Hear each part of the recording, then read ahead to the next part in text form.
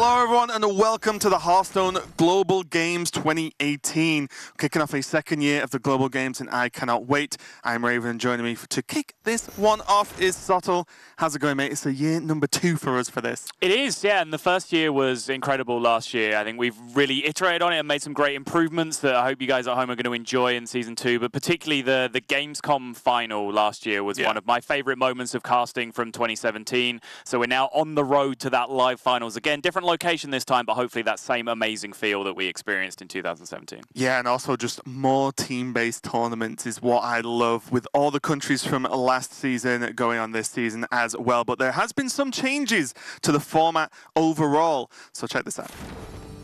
We are going to be going on stage 1, 48 teams of the countries that we had last year, and it's 6 rounds of Swiss format for stage 1. I cannot wait to get started with this. Then we move on to a 4 groups of 4 teams in 3-round dual tournament, or GSL style groups. Yep. If you know that reference a little bit more. And then also, as you said, the finals, top 8 teams from those groups go through. And this is, I think, really padded out the format in a really strong way for these players, because I say padded out not in terms of time, in strength. Yeah, quite the opposite. If anything, it's streamlined the format. I think if there's any criticism of the format we had last year, it was a little bit bloated around the middle.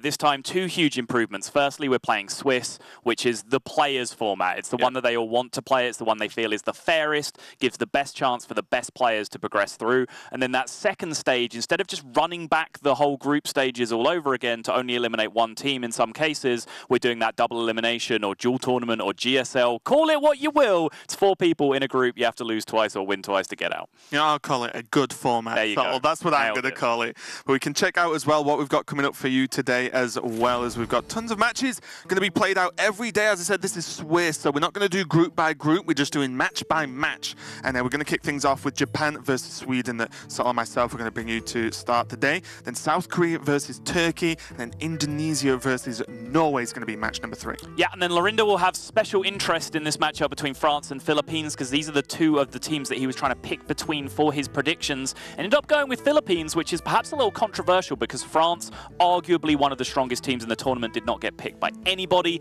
Belgium, Poland will be matchup number 5, and we're ending with Croatia versus Ukraine, who did make it onto the prediction board with Dan Gaskin, I believe, picking up and attaching his flag to Ukraine. Yeah, and if you're wondering what we're talking about in terms of prediction board, is yesterday there was the airing of the first sort of roundup show for Global Games. It's going to be happening Monday every single week, and as weeks go on, we're going to be rounding up the previous week's matches, what's coming up in the next week as well. So make sure to check that out. It's a nice sort of compacted show for you guys to assimilate all the extra information.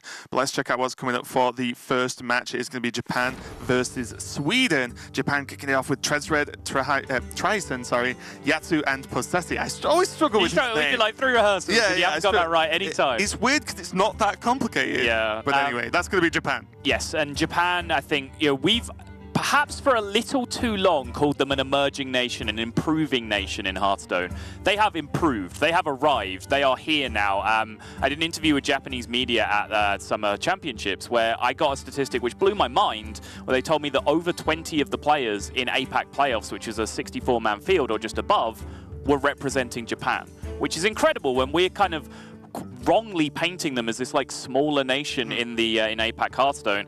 As you can see, they're not only a powerhouse in Japan, but also a beautiful just doesn't landscape. Look real. Yeah. Honestly, it's like someone's gone, you know what would look really cool? Just a mountain over here. It would be insane. Yeah, and if you are at all interested in checking out the sights of Japan, Tokyo is a wonderful city. If you want to see that in the surrounding area, of course, HCT Tokyo is coming up very soon. Yeah, and their opponent, Sweden, we can see pretty much the home of European Hearthstone at the moment, with the DreamHack circuit really kicking it off over the past few years, and one of the highlight events of the year for Hearthstone, and also just a nice country as well. That last shot is more what I'm used to, going in the winter when it's freezing cold, and less of the sunny Sweden that we see in some of those other pictures. Yeah. Also, if you go through Sweden Airport, they have some cracking pick and mix candy stores there. Oh god, yeah, I forgot about that actually. That's the highlight. It really is. We could check the format and how the lineups are going to go for these players as well, because the format has also changed. You can get a summary of it in the show that was aired yesterday. You can watch that on various websites that Hearthstone have posted out. But let's see what has happened so far. And how does this format work? Line this out just quickly for the new people in the chat. Well, essentially, you've come to the tournament with all 9 classes built, 1 deck for each of the 9 classes built, and then you immediately ban away 1 deck from your opponent, which, to not my surprise, is Druid from both sides here with Sweden and Japan. That's the shallowest level of strategy in this, because you'll build your full lineup, you'll know what you're intending to ban, and you'll ban it out. From that point onwards, it becomes very reactive to what your opponents then do. You pick 2 classes yourself that you want to play, and then you ban 2 more away from your opponent. And each line, as you see this, iterates separately. So the bans happen, the picks happen, the bans happen, all one by one. So you're reacting to each stage as it goes along, with your eventual goal being to try and corner your opponent into playing a combination of classes that you have planned to beat with the classes that you remain. Yeah, and it already looks like, as you can see, the lineups for both teams, they have gone different routes here quite dramatically. The Druid ban, as you said, that's like stage 1's kind of set in stone at this point. But then look, like Japan, Shaman Hunter is their first 2 picks, and then Sweden have just gone for Warlock Paladin, just completely different lineups. And then the bans as well, Priest Paladin gone from Japan, but Sweden losing Hunter and Rogue. So both these teams have gone quite different routes here in terms of their picks. Japan ending up with Shaman Hunter, Mage Warrior as their first 4 picks is interesting, because they're 4 potentially control classes. I would expect that Shaman to be a Shadowwalk Shaman and not an even Shaman alongside the other decks that they've selected, if that's their kind of strategy. But 2 of those control decks are anti-aggro control decks, and 2 of those control decks are anti-control control decks. So it's kind of difficult when you end up with those 4 classes to corner your opponent into one consistent strategy across their decks. Yeah, and I'm excited to see that the deck lists are open as well, so these players do know what they're facing in terms of actual specific lists, so we can check those out in a minute once we get into the match. But yeah, it's just kind of cool, just already, nope, not the strategy. Warlock, snap pick from Sweden, which you kind of expect being the sort of like number 2, right? But then it was just left by Japan. They just didn't really care about it. But we can see how the matchups line up now, because the stage after the pick and ban stage is each team picks 1 deck to go first, and then once they've seen the 2 decks chosen, they pick the next deck, and then so on until they fill this out. So essentially what you're looking at here is Yatsu versus Kenobi, Hunter versus Warlock. That's just 1 game. That 1 game happens, and then we move on to Shaman versus Paladin. That 1 game happens, so on until we have a team that's hit 3 wins. Yeah, and this is potentially the point where all the best laid plans of mice and men can fall apart, because you put so much work into like building this counter strategy with your pick and ban phase, but then essentially your actual pick phase at the end is randomized. They come out in a random order. So even if you're trying to target certain decks with certain decks, you don't know if you're going to get those matchups. Right. So you have to kind of end up with a very strong average against the field and then play those percentages. Last thing to cover, potentially a 5-game series. Of course, there's only 4 players on the team, so you saw on that graphic there, 1 player will repeat, but they may not be required to do so. The game can end, the series can end in the first 3 games, but it might go all the way to 5. That's also sort of the flip side of that point as well, is there might be a player who doesn't actually need to pilot a deck. If they go 3-0, the 4th player will be helping out, because this is team-based for every single game anyway, so the whole team's going to be on voice communication, discussing the game and the turns. But there might be a player who's just sits there and just gets comfortable and talks all the time, instead of having to get the pressure of not misclicking in a game. Sounds a lot like me. Yeah, talk a lot but don't do much. Yeah. Yeah, I'd have to agree. I made that decision like December 2015 that was the way to go. And Sol's been like that ever since. Yeah. But yeah, what do you think about these 2 teams now that we just get ready for the match? Like Sweden versus Japan, I think that the leaning of favorites is just going to go to Sweden, as there's more overall well-known players across, you know, like from the world view, I would say. But Japan aren't messing about, like we said. They're really kicking out some great players now. Yeah, it comes back to my point at the start of, you know, how long can we call these Japanese players underdogs? How long can we start applying, you know, each Japanese player that qualifies for a championship event, oh, you know, they're continuing the growth of Japan as a scene. Like, how long is it until we just consider Japan an actual powerhouse of the Hearthstone scene, as their results seem to deserve? Well, I'm more keeping an eye on now is who they're going to outgrow at this point. You know, who are they taking over now? Because Japan, as we said, from back when we started first casting Asia Pacific region, it was, there's a Japanese player, okay, cool. But now it's just like, well, yeah, most of the field, or a good chunk of the field, is a Japan player. There's just been a conga line of Japanese players qualifying for championship events, just one after the other. And you look at some of those names that aren't even here on that list. You know, Gundam Flame, B787, Glory, some of these players that just haven't even made it onto this list. And this isn't a team that's been put together like last year through almost a pure popularity contest. Sure. Just to even get into consideration with the votes, you have to have amassed a in the top portion of HCT points for your region. So these names that we've seen qualify for HCT, these players that are here representing Japan have potentially outscored them throughout the seasons to be here in the first place. And also because everybody who voted could pick their team, not a single player, it means this is just the team everyone wanted, basically. But let's get into it. The first game of the Hearthstone Global Games this season. It's going to be Yatsu versus Kenobi. It's going to be the Hunter versus the Warlock. I am ready to go, Saul. I see Deathstalker Rexar. I see some massive dinosaurs on the screen. I am happy already. As soon as you see Rexar on the screen, Raven, you just perk up exponentially.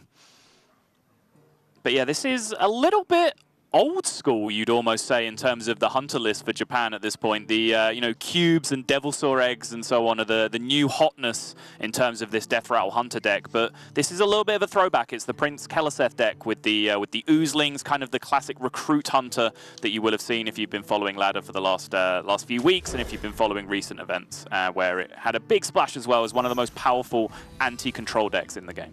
Yeah, and I think there's something to be said actually for just the power of this deck versus Warlock as well, because Warlock's like, I play my Giant early and then go, and Hunter 1 can deal with it due to things like Hunter's Mark, for example. But also, unless there's, you know, an on-demand silence for the Oozling against the Hunter, then, well, the Hunter will just kill Warlock because all the minions are just too big to deal with. That Defile we saw earlier is going to look pitiful when there's just massive dinosaurs on the board. Right. So now Kenobi does have the Giant in his hand, which of course is huge against Hunter, but you know that the threat of things like Hunter's Mark can deal with you very quickly. So you do have to consider whether you want to go all in onto that, you know, tap Giant strategy, because yes, this isn't face Hunter that we're dealing with. It's not even, you know, a truly aggressive mid-range Hunter, but it's still Hunter. It still has a hero power that does 2 a turn, and it still has charge minions that hit you for 7 or 8 if they get pulled out. So lowering your health to really go for like an aggressive tapping strategy with Mountain Giants and then Hooked Reavers can still be a little scary in this matchup. But personally, I feel like it's the only way you can even start to compete on threats on the board. Otherwise, you're just going to end up losing board if you don't tap aggressively enough. Yeah, you need to keep up, because as you said, like, Hunter's damage is still there. It's just compacted into the last few turns of the game. Right. Normally, right? It's all still there. And now, with Play Dead in hand for Team Japan, it means that along with the coin, the Seeping Oozling can come out on 6 and proc its Death Rattle, which is often the trigger effect, right? Because it's not like the decks with cube where the cube turn itself is normally quite powerful. Sure. Whereas you play an Oozling on 6 and pass, then it can just get silenced, right? Which is an issue in itself. The Homunculus is just going to come out now, start piling on a little bit of pressure and maybe blocking some of these bigger minions, but with 2 Saranites, like, Yasuo can just take his time at this point. It's just fine. Like, play Saranite on curve and then just play the second Saranite on curve. Then guess what? You're already at Ooze, and then the coin. Yeah, and at moments like this, when you see, you know, long pauses at times when there is not a lot of action going on, these will be the points where the players are just covering every base. Like you said, that coin is likely incredibly valuable for the Oozling play dead turn, but since this is a team event, there might be one guy on Japan right now who wants to coin Saranite Chain Gang into Saranite Chain Gang. So this is a pattern that you will see throughout the tournament as the players communicate with each other. One guy pipes up with an idea, 3 guys shout at them and tell them they're stupid, and then they end up passing the turn. Yeah, and pass the turn without hero powering as well, just to dodge the maybe a little bit too early hook to Reaver. But I will say my biggest issue, it's fine considering the plays, but my biggest issue with like trying to coin Saranite is, well, if there's Hellfire, the Homunculus doesn't even die, right? Like, it just piles on more damage. I agree. It's bad. I'm just... I agree. It's bad. Yeah, I'm just illustrating the point that when you have a group of Hearthstone players in a room, suddenly really ridiculous lines get considered. Because and it's always me as well, if I'm in that group. Because there becomes an element of one-upsmanship, right? Like, everyone who's a good Hearthstone player has some, like, element of ego about how they play the game and decisions they make are right. So it's very rare in situations like this that everyone kind of agrees, because you don't want to just be like rolling a rock. You want to be that guy that finds the better play each turn, you know? So you will have strange lines being discussed between these teams at any given point. But yeah, I think the coin, much too valuable. Saronite, very little value on the board last turn. So yeah, Chain Gang on curve on 4, holding onto the coin for the long term. And I think the much more interesting discussion point on the previous turn was the omission of the hero power. Yeah. I don't know. You know my plan of thought here, where I feel like Hooked Reaver's played around far too much for my liking. I just like killing people. And I guess this is a slower deck, so the Hooked Reaver will just come out. It's 4 mana, of course. So if you push early, Reaver comes down and you've not done anything, well, yeah, I agree, right? Like, you've just given your opponent a powerful turn for no real reason. So with this instance, I think it's correct. I also love this play. Well, guess what you can't do? You can't kill me later if you're already dead. Yep. Just Hellfire the Saronites away. As I mentioned earlier, Homunculus is still alive. You still get 2 damage. And then just 8 him to the face. And guess what? What's Hunter going to do now? They can't really... They don't have the tools to deal with this board. Saronite Chain Gang, and then I would potentially even think about Hunters marking this Mountain Giant so that Hellfire number 2 does not allow the Giant to connect it for 8 again. And I think, yeah, Japan are going to recognize that spot. And this is a great position to be in, because second Hellfire in hand is the only card that really punishes them very hard here.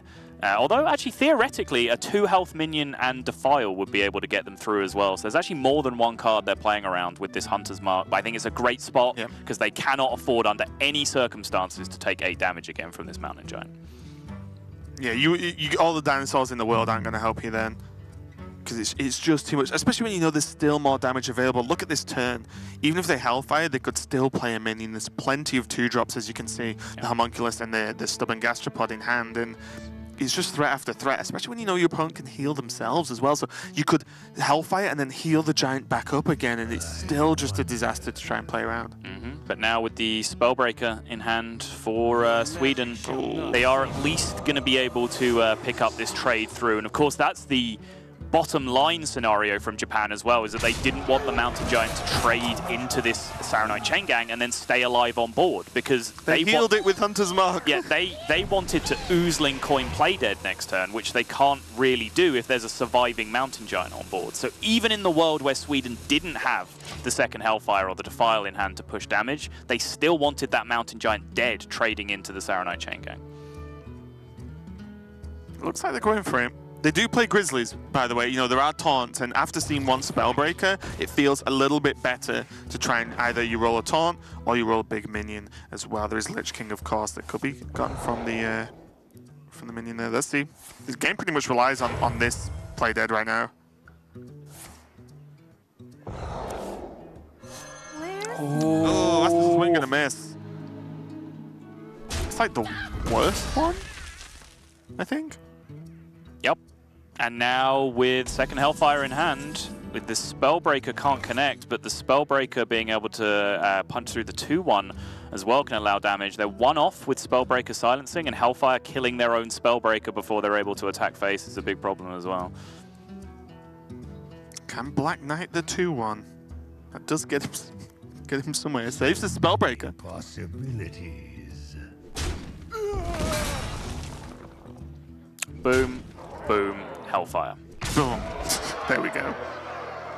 And that was just too much. Like, the problem we'd have here as well is, even if it was the Grizzly, then, well, we could see that the second Spellbreaker available, so that just bypasses all of that health. But I think that's what Yatsu and Team Japan kind of just had to go for. It was just too aggressive. They didn't get the answer for the Mountain Giant early enough, and they were just like one candle shot away from just negating that Mountain Giant completely. But it just wasn't there. There's nothing on board to actually kill the Giant. With the Hunter's Mark was there all game. Yeah, they had a massive whiff on turn 3 where they essentially did nothing. And like you said, candle shot Hunter's Mark that game completely completely solves that game in their favor, because that was the one and only threat that they were playing until they were able to hellfire themselves down to the Hooked Reaver territory. But it was a really tough game because they couldn't just Hunters mark the Mountain Giant and leave it there, because then you see what happens with the Spellbreaker afterwards. They had to try and set up that 2-turn play with the Saronite Chain Gangs, which is kind of what their curve demonstrated, but Warlock just has so many tools to keep individual large minions alive on the board. You know, you look at Shroom Brewers being able to trade into something, heal them back up, silencing off the Hunter's Mark effects, you know, silencing off Twilight... What's the 2/4 priest swap your attack thing? It's gone out of my head completely. Is it Twilight Acolyte? Okay, you're right. Silencing off that effect as well. Twilight Acolyte of Pain. They have so many tools to just keep their giant minions, which they have to because there aren't that many total threats in the deck. So that's what the deck's engineered to do, and you just saw a perfect example of it. Yeah, I mean, a lot of the times Warlock goes one of two ways. You make the Giants, you kill them, or you make the Giants, they die, and then you get there with Gul'dan, right? You know, like that's normally just the two options. How you get there, different story. But the Giants are so powerful, you kind of need an answer, which is why we see things like Druids just keeping Naturalized versus Warlock in the opening hand, because you need to kill the 8/8. But we can see what the next matchup is going to be. The Sweden do take the lead 1-0. I love that. Warlock game. You're right. Yeah, look, I like sound effects, okay? Okay. So we are going to see Possessi on the Shaman versus Arcade's Paladin right now. Yeah, and it is the Shudderwock Shaman going up against the Odd Paladin on Sweden's side and on Arcade's side. So Shaman list, Shudderwock Shaman in particular, is a Prince Keleseth version, which does give a little bit more extra percentage over to the Paladin. Obviously, you want to be playing the Wild Pyromancer version generally against Odd Paladin. More and more people have switched back to that. We saw a couple of weeks where Prince Keleseth and Zola was the dominant build, and then suddenly we moved back towards Wild Pyromancer and Murmuring Elemental as decks like Odd Paladin started to become a force again in the game, because there was about a 2-week period where no game of Hearthstone ended before turn 15 ever. Like it just didn't happen. Yeah, for me personally, I would, because I've played the Pyro version, I feel I would just struggle wanting to just play Keleseth instead. I'm like, have you seen what Pyro can do to a board? You know, even if it's just a mid-sized board as opposed to, you know, a board of 1/1s, of course it's powerful. But even just regular-sized boards with other cards like Lightning Storm, or even just all the spells you have anyway, Healing Rain, it can be useful because it keeps the Pyro alive. Pyro Lightning Storm is a great one to bring up because particularly in this matchup, it's such a clutch combination. When you're the Shudderwock Shaman, you can actually afford to bait out the level up from the Paladin, which is one of the keys to winning the matchup, is not just AoE their board of 1/1s, it's call their bluff. Make them drop the big buff spell, and then AoE them afterwards. And Shudderwock Shaman has the stability to heal back up after that with Healing Rain and you know, repeated Life Drinkers and Hagatha and whatever else it is. So since Shudderwock Shaman with Pyromancer can consistently allow their opponent to get a board of 3/3s and then just Pyro Lightning Storm or Volcano, you know, they have like the options, they have redundancy options in the deck. That build is just so much more powerful against Odd Paladin than the Keleseth version. Yeah, it really is. And again, they didn't ban Odd Paladin, you know, they left it up, so yeah, I mean, you've got to think... You can't ban them all! You can't ban it, it'll be a very boring game. I ban all of your decks, I win. It's like something you were trying to do, I think, so. What? Trying to just find a way to win in the cheekiest way possible. If it was in the rules that you could do that, yeah, sure, why not? Exactly, I knew it. There's no rule that says you can only ban 3 classes or 4 classes. Yeah. That'd be pretty funny. But what if it's Conquest? You ban all your opponent's decks, and the rules are that you have to win with all of your remaining decks. Because then they win automatically. They have no remaining decks, and they've won with all of their remaining decks. But is not queuing a deck queuing up the wrong deck, which means you take a loss? This is the dumbest conversation we've ever had on camera. We apologize. And we have had some dumb conversations on camera. Yeah. And moments when we've not had conversations at all, depending on which other things you watch. But let's talk about some of the players as well, because for me, Arcade, right, we do research on these players. We, you know, find out what we can about them. Some of them easier than others. Yeah. Oh, I need to research Boston. How hard is that? Right. Not really, but Arcade, for me, is just seemingly a good Swedish player, right? Like he hasn't had any great like big breakout performances. As far as I'm aware, he's not been, at least if he's going to tour stops, he's not been hitting the top cuts or close. So I guess he's just a good Swedish player that is just someone we've heard of less, unless you know better than me, Sol. I'm pretty much there with you. I think there's a good chunk of players in this tournament, and it was the story of last year as well, who we didn't have a huge amount of information going into the tournament, and they used their time on camera, they used their interviews, they used their gameplay to tell their own story. And now I think Glacier would be the #1 example of that for me, as someone that broke out through HGG 2017 and now is someone that we have a fat research packet on when it comes into a tournament. So if you're one of these players, if you're Arcade, this is your moment, buddy, and he's not wasting it. He's got his webcam ready to go, which might have been a blessing in game #1 that we didn't see players on camera, because we didn't have to go through the spiel that you will hear 72 times during this event. During the event? Yeah. 8 weeks? Yeah. You think you hear it once? Once per day? Okay. I was thinking like 10 times. Yeah, no, you might be right. Might have underestimated. But the point is, although you only see Arcade on camera here, all of the players are communicating. Everyone is in his ear. He'll have the beautiful voices of Orange, Boston, and Kenobi advising him on plays. And even though we can't see any of the Japanese team right now, the same goes for them. Yeah, and let's take a look at these opening hands as well. Just the easy Lost in the Jungle opening from Arcade. But let's look at some of the key cards here. Corridor Creeper. Yeah, your minions are probably going to be removed in every matchup, never mind a control one. But also the Divine Favor is pretty big because Shudderwock wants to draw cards. Yep. And this is just a free, almost like 10 cards, maybe like 7 to 8 on average, I would say, against this deck. And it's 7 to 8 on average? It's ambitious. Well, you're playing it when you've got nothing, right? Sure. So your hand's empty, and okay, if it's not 7 to 8 cards, you're in a great spot, you're winning anyway. If Shudderwock has no cards in hand. I mean, you're probably not far off, because I think, crucially with Shudderwock Shaman as well, they have a lot of cards that they can't play. Right. You know, a lot of control decks can actually dump their hand if they want to. They can throw away a card and say, it's better for me to just not have this card to play around Divine Favor. Shudderwock Shaman doesn't have that option because they have so many tools like the Shudderwock and so on that they're using to set up some kind of win condition for themselves later on. Yeah, and look at this. This was a nice setup. But if you want tips on how to sort of draw Kellersteth? well, I'm talking about Team Sweden right now. Okay. But if you want tips on how to like bait awkward turns from your opponent as Odd Paladin, Blessing of Might is the good one. Like Team Japan have to deal with this, right? They can't just take 4 a turn continually. And even if Kellersteth is the turn, one, it's off curve, and you've just played a 2/2 that's going to die, and you still get hit for 4. And if you play Mana Tide, well, the Mana Tide draws 1 card and passes, and that's often okay, but when it's guaranteed to die, it's a little bit annoying. And you're not Lightning Storming this, so Team Sweden just gain damage by just 1 Blessing of Might on a minion. It's normally better when it's a minion like this, Divine Shield minion, but in general, it's just nice just to gain that pressure and maybe bait some of that AoE out. It's true. The sacrifice on the other side is that they do use up their coin, and you know, coin economy and card economy in general, I think, is very underrated with Odd Paladin. I think people sometimes try and play it a little too explosively. But in this case, I agree with you. I think that Blessing of Might just turns out being 3 free damage on that turn. You know, you traded your coin for 3 damage in that case, just getting it down a turn earlier. And also, the coin is less sort of spent on something you might not use later on, and more of an investment coin. It's I've just realized what I'm starting to talk about now, because you have Divine Favor, right? So using the coin lowers the strength of your hand, which then makes Divine Favor more powerful, because you're going to just have more space to draw cards anyway. I mean, yeah, you spent a coin and a 1-mana card, which you can do at any point in the game. Okay, sure. So it's not quite valid, but the point is that it's Blessing of Might, which is a situational card, so it can't come out of your hand at any given point.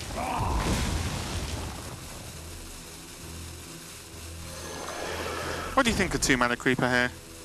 1 turn earlier than Volcano is a nice turn for me to just put that many stats on the board. Yeah, I like it. So I have pros and cons for this play, as with almost any play that anyone's ever made in Hearthstone, because the game's hard.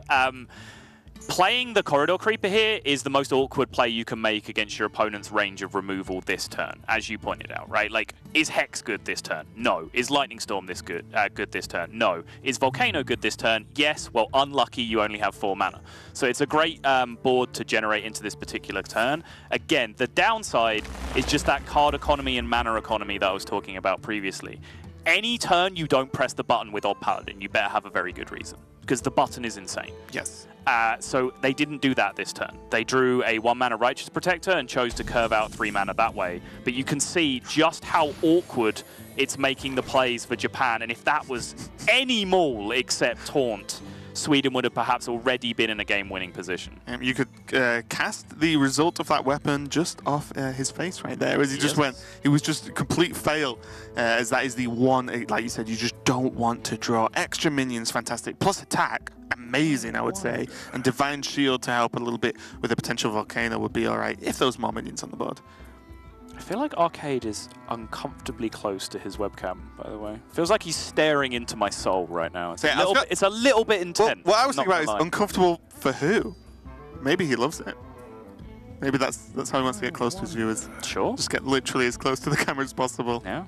And what makes one person uncomfortable makes one person very comfortable. So also, I've based every social interaction in my life off that mantra. Yeah, you're always comfortable, and your aim is to upset people. Yeah. I do like the weapon equipped now. It doesn't do anything super powerful, but if, again, it's another...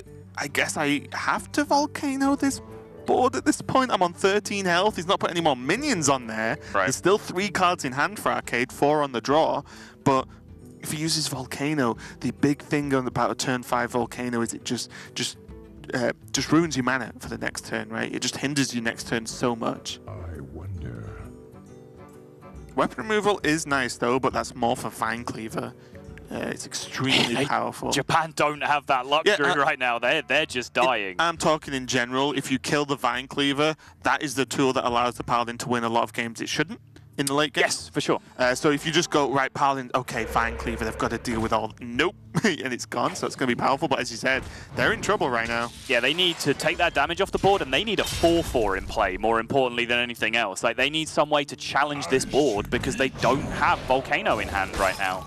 And it's also crucial as the Shudderwock Shaman to just put doubt in your opponent's mind going into your turn 6. Put minions in play and ask your opponent if they want to play around Grumble. Do you care if any of these minions get bounced? In this particular game, it's likely that Sweden can set up an aggressive enough scenario that, you know, if Grumble's played, it's just too slow to be a big threat. But it's always a good idea to set up, particularly Saronite chain gangs going into your turn 6. Yeah, it's pretty dicey now because the Saronite comes, the Stonehill comes down as well for Arcade, and for all Possessing knows, this could just be Tarim, which would cause a huge issue in the following turn, which might stop a Grumble play. Yeah. Because if you Grumble and then they just Tarim, you're either dead or dead. You know, there's no other options at that point, as Volcano will just come too late to the party. Let me think. Volcano may have turned up just on time though. He's arrived through the door at the 11th hour carrying a 6-pack. He is not too late for the party. He has in fact saved the entire party at this point. But now, is that in Sweden's mind though? Are they trying to find a board state here that plays around Volcano? Because there is, what, 4, 7, 11, 12, 13, 15, 16, 17 on the board, but 2 can get taken off. Actually, 4 can get taken off by a trade from the Gluttonous Ooze. 5, right? Yes, it goes into the Stonehill instead, yes. Yeah, you're right. I often am, Sol. Even if most people don't believe it. Guess Lightning Storm was just okay there. It allowed the mana tide to go down, because let's be honest, Possessing needs the healing rain right now. They need to get that healing rain to just completely stabilize. Oof, and that's just a lot of cards a turn. And now Arcade and Sweden very rapidly running out of steam in this position. But as you mentioned, the one saving grace could be a Vine Cleaver if it's picked up in time. And honestly, I think with that in mind, Sweden should think very heavily about a Divine Favor turn this turn. I was just going to say, Firefly Flame Elemental that comes from Firefly, Righteous Protector, Divine Fate. You might just have to, because you need to draw something right now. You need to draw as many as possible. Because Baku's so frustrating for Arcade right now, because it's a card that is just going to sit there and just do nothing for so long. And if it was any other card, is in just a better position straight off the bat. It's such a difficult decision to make, though, because with the Mana Tides on board, like, your Divine Favor is going to be insane this game if you hold on to it. It's just a matter of, can you afford to wait past turn 7? I personally feel like you need a Vine Cleaver on turn 7 to win this game. It looks like, with the way Sweden is playing this out, that they are inclined to agree. No, they're going to go full board presence here. Phantom Militia going out instead. So that potentially means that they're going to try and go a little bit longer than even we suspect here and look for that Vine Cleaver off a maximum value Divine Favor on the following turn.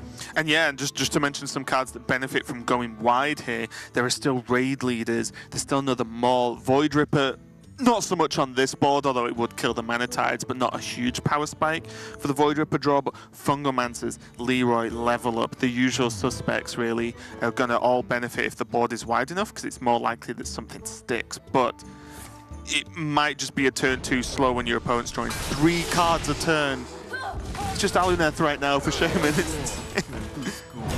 Chain Gang comes down, and that is a Keleseth buffed Chain Gang, and Shaman has not had to worry one little bit about Pyromancer turns in this game, because they have just managed to grip the board with stats. Of course, drawing Keleseth, if it's in your deck, it doesn't matter what the matchup is. It's a big, big advantage for you if you do hit that early draw. They got it on 3, and now Sweden picked up one of the worst draws in their deck. That Corridor Creeper in combination with the Divine Favor was unplayable. And now there's Leroy Blessing of Might in hand, and they do get the Vine Cleaver. So you're saying there's a chance? No, there isn't. Okay. Vine Cleaver swings once and then gets Chain Glacial Sharded. One way or the other, there's Zola, there's Grumble, you know. But if it swings once, that's 4 damage, which puts Possessi at 9, and then there's a Leroy and a Blessing of Might in hand. But yeah, the Blessing of Might has to be used here to trade through. Yep. So the Silent Chain Gangs are a huge, huge issue, and every single turn that goes by is a problem right now. And also, there can just be Grumble this turn, right? Can trade off the 4-1, Grumble, and get the Chain Gang back, and then just replay it. It's not buffed, but it's 2 more taunts instead of 1. If he doesn't draw a heal, for example. Could even just Zola Chain Gang.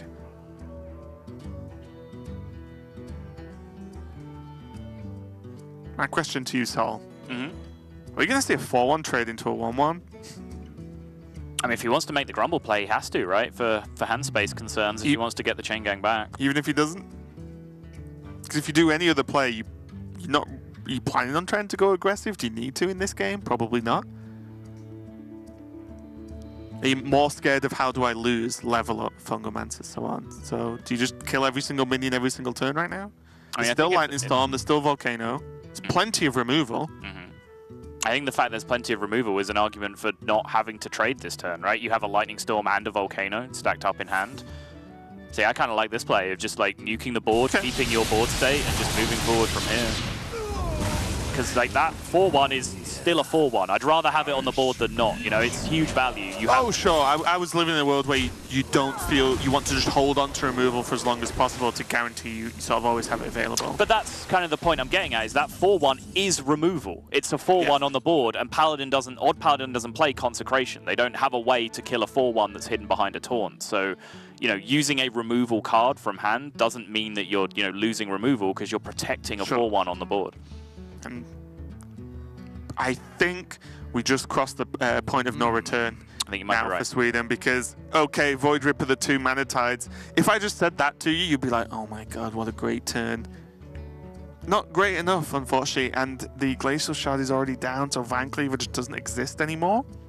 And we can see that Grumble, Zola, whatever, can be used to just replay the Glacial Shard, essentially, and keep it frozen. And how many turns do you even need to freeze it out for? 2? And then you just won?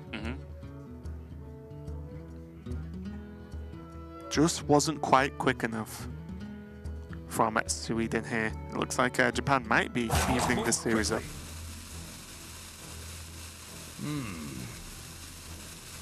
But again, Arcade will have all of the voices in his ear, each trying to find a different route that potentially gets them 1%, 2% chance to win this game.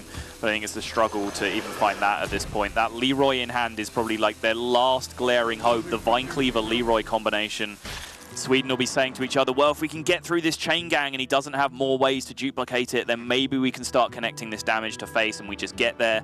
But start listing the cards that play around that for Japan. Grumble, Zola to make more copies of chain gang, Life Drinker heals. The second chain gang is just a second chain gang. And then on top of that, healing rain as well. I was going to say, any it's singular healing rain. Yeah, Hagatha as well on top of that. But again... Hagatha. This sounds like you put a lot on that one. But that's what it comes down to when you're in a group of players like this. This is a game where if you're casually playing by yourself on ladder, you might just give up. But when you've got 3 other great players in your ear, again, it's kind of that everyone wants to be the guy that finds the win condition, So that's what they're going to be hunting for. Yeah, and just some nods to tech choices that we talked about in terms of how you build your lineup for this tournament. The Shaman list from Japan: 1 Acolyte of Pain, 1 Earthshock, 1 Lightning Bolt. But then, like, 2 mind control techs. So they are ready for the wide boards because that just gets absurd. That just killed the 1-1, right? No, it killed the Corridor Creeper. Oh, did it? Oh, yes. I was looking away for this. So, as you looked away, yeah. many interesting things happened, Raven. First off, they Zola'd the Gluttonous Ooze, not the Saronite Chain Gang, so they definitely understand. Saronite Chain Gang, kind of equally effective at blocking out that Vine Cleaver, except you then have to deal with 1-1s afterwards. And since they've already committed both their Lightning Storms, they don't want to be dealing with 1-1s afterwards. So they break that down, and they say, well, I'd rather destroy the weapon and gain the armor than put the taunt in the way, which makes perfect sense. And then, because they filled their board, they then had a 1 in 4 mind control tech to kill the Corridor Creeper, which they absolutely nailed. Mind control tech gets evil. It doesn't want friends anymore. Yeah. He's already got enough friends. It's like, no, I'm going to keep those following numbers down. Just going to get rid of you instead. And now the healing rain's in hand. Obviously, Team Sweden do not know this, but with 8 cards left in the deck, on 9 minus the healing rain, it's like, well, most of that deck is big problems, as you said a little bit earlier. So they're dropping the Baku and being like, okay, let's go. I mean, it's not too absurd, right? It probably is the best. If you like Baku, try and do something and then win. Nailed it. The route to victory has never been clearer, Raven. Did you have any better for this turn, Saul? No. My analysis was going to be all of their turns sucked. I think that's slightly more accurate than whatever you just said. I said they dropped Baku because they want to do stuff. I think that's pretty accurate as well. Patented Lorinda casting right there. Do things. We have been hanging out with Lorinda for a couple of days, so maybe it's rubbing off on me a little bit. Are Sweden playing for the fatigue plan? They have 2 mana tides up. Classic fireback casting. Right? never played the Void Ripper. Yeah, Global Games for Casting is actually us going around the countries of other casters and mimicking their approach. I mean, it's not a plan that's likely to work out, but again, you can see it's a thing that someone would perk up with, right? Like, what if we fatigue them? They have 2 mana tides on the board. What if they overdraw, the rest of the deck at this point, but still, yeah. But yeah, Japan have Volcanoes to clear their own board. They can hex their own minions. They have Grumble that can pull those mana tides back off the board again. They have so many ways to prevent that from happening. And if you get to the point where they've drawn their whole deck, well, they've drawn their whole deck, right? Like, then they have an ultimate win condition as long as they've been able to pull cards out of their hand at some point to make space for those bounce effects to happen. Yeah, and this is the kind of fear factor with Shudderwock at the moment, is that the deck's just kind of a decent deck anyway, and then Shudderwock happens and then you're in real trouble. So the deck isn't heavily all in reliant on Shudderwock in these aggro matchups. You just win by just playing better stuff and removing stuff very efficiently, as well as excessive healing. So Team Sweden just can't get there at this point. The Leroy's still nice burst damage, but it's not going to be enough. No level ups, no Fungomancers drawn. For Team Arcade, for Team Sweden and Arcade here. My control tech comes down again. There goes a 1-1, and now Healing Rain comes out to heal up. Full trade comes down on the board, and if Vine Cleaver number 2 even comes out here, can Japan set up a way that the Gluttonous Ooze gets bounced back to their hand again with the hand space that they have? It doesn't matter. We've been reaching for things to talk about for quite some time here, and Sweden have finally given up the ghost. It looked like they had a very commanding lead in that game early on. Like I said, they played very nicely through turns like 1 to 4 in terms of making the removal awkward for the Shaman. But then that one turn where they ran out of gas, the one turn where Team Japan were able to just say, okay, we don't care about your board anymore, here's our board. That's when it really turned the corner, because their board is relevant when they've dropped Keleseth on. And also, whenever they can do that, that's when you're afraid of a shoulda what game, because they shouldn't be allowed to. You know what it was? It was that taunt maul. That's what really swung the game, because that was the turn where the 4/4 Gluttonous Ooze came down, and also the maul being played had no effect on the board. So that's where the huge swing turn came out. Yeah, if the maul was any other one, as we said, Divine Shield plus attack would have just pushed that extra bit of damage. But that was game number 2, and it's all even between Sweden and Japan. So we're going to find out what's going to happen in game number 3 right after this.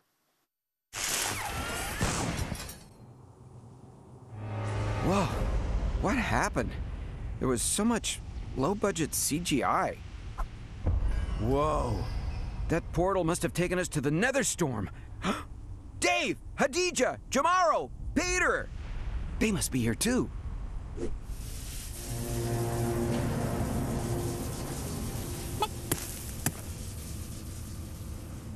Boom Labs. It's so real and lifelike. Hello? I'm looking for some developers. Not now, chicken. There were 4 of them. Hello? Anyone? Begin Poultryizer security test number 112. Poultryizer? Peter Whalen, the developer? Oh no! Security breach. Intruders, do not enter Boom Labs. Repeat, do not enter Boom Labs.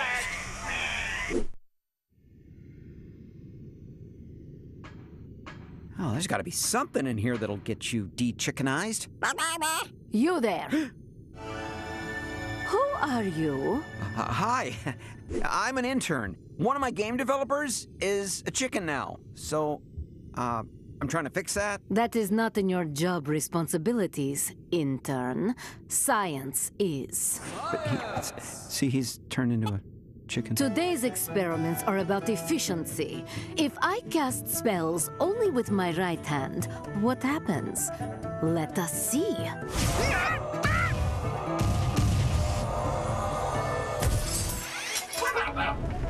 A curious result.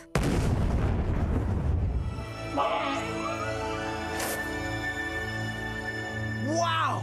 So, I can draw tons of cards, but only if I have the mana to play them immediately. You're right, Peter. Meta implications can wait. We still have to find the others.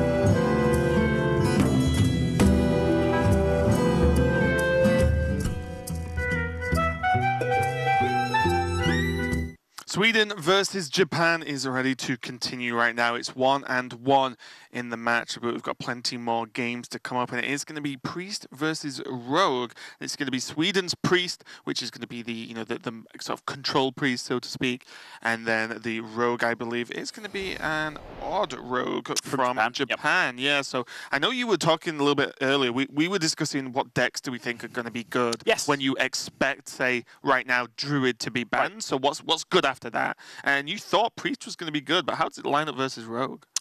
Well, again, I just want to touch on that point. I think Control Priest is like exactly the right power of deck that it will get left up in the tournament, and I think it's one of the strongest decks that we're likely to see a lot. So I expect Control Priest to be a big player in the first few weeks before, of course, the expansion shakes this up, which is something we haven't mentioned as well. I love a tournament that just drops an expansion on you in the middle, just to punish those people that can only really play the established meta decks. You know, you've got to get together with your team and build.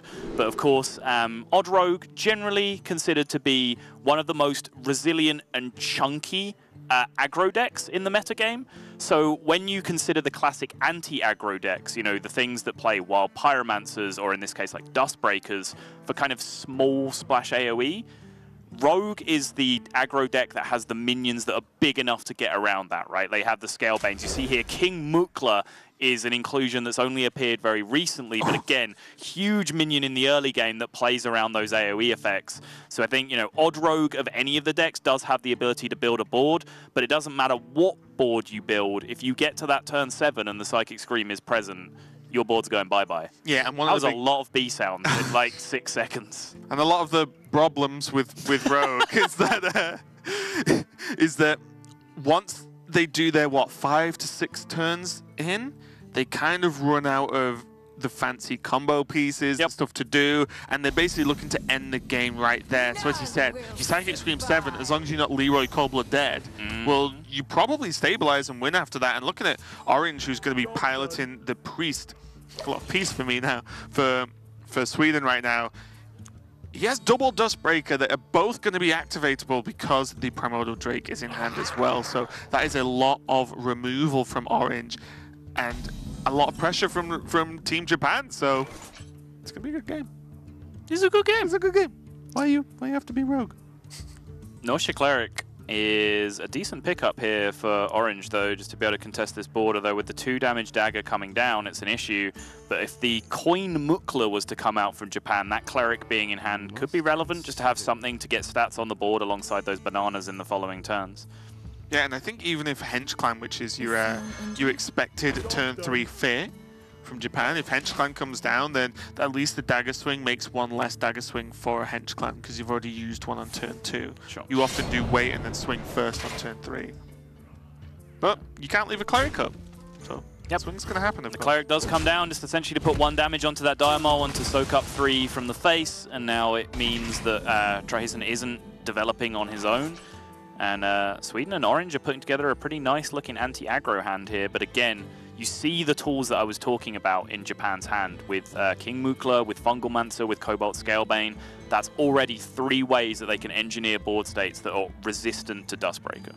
Yeah, my question right now is, because of, you discussed earlier about the beefiness of the Rogue deck, was Wild Pyro just a consideration to play right there? You have double Dustbreaker and Primordial Drake in hand.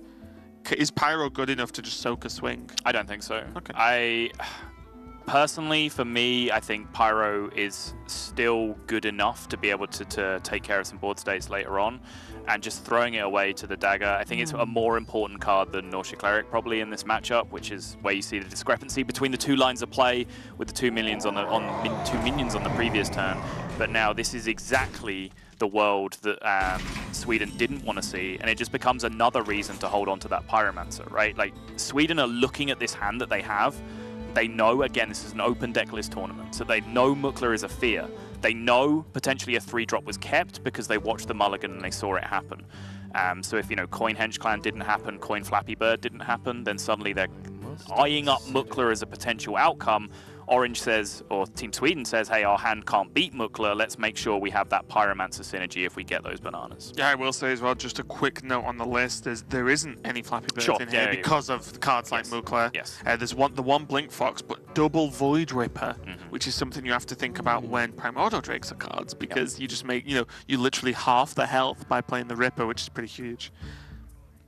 I will say, I think Orange and Team Sweden do just have to drop a Dustbreaker right now with a planted Dustbreaker again the turn after. Yeah, Dustbreaker again, or have their Pyro turn next turn, right? Depending on what. Yeah, sure, yeah. Yep. But I think you just have to say, Muckler's going to hit me for 5, whatever. It's just going to happen in every way.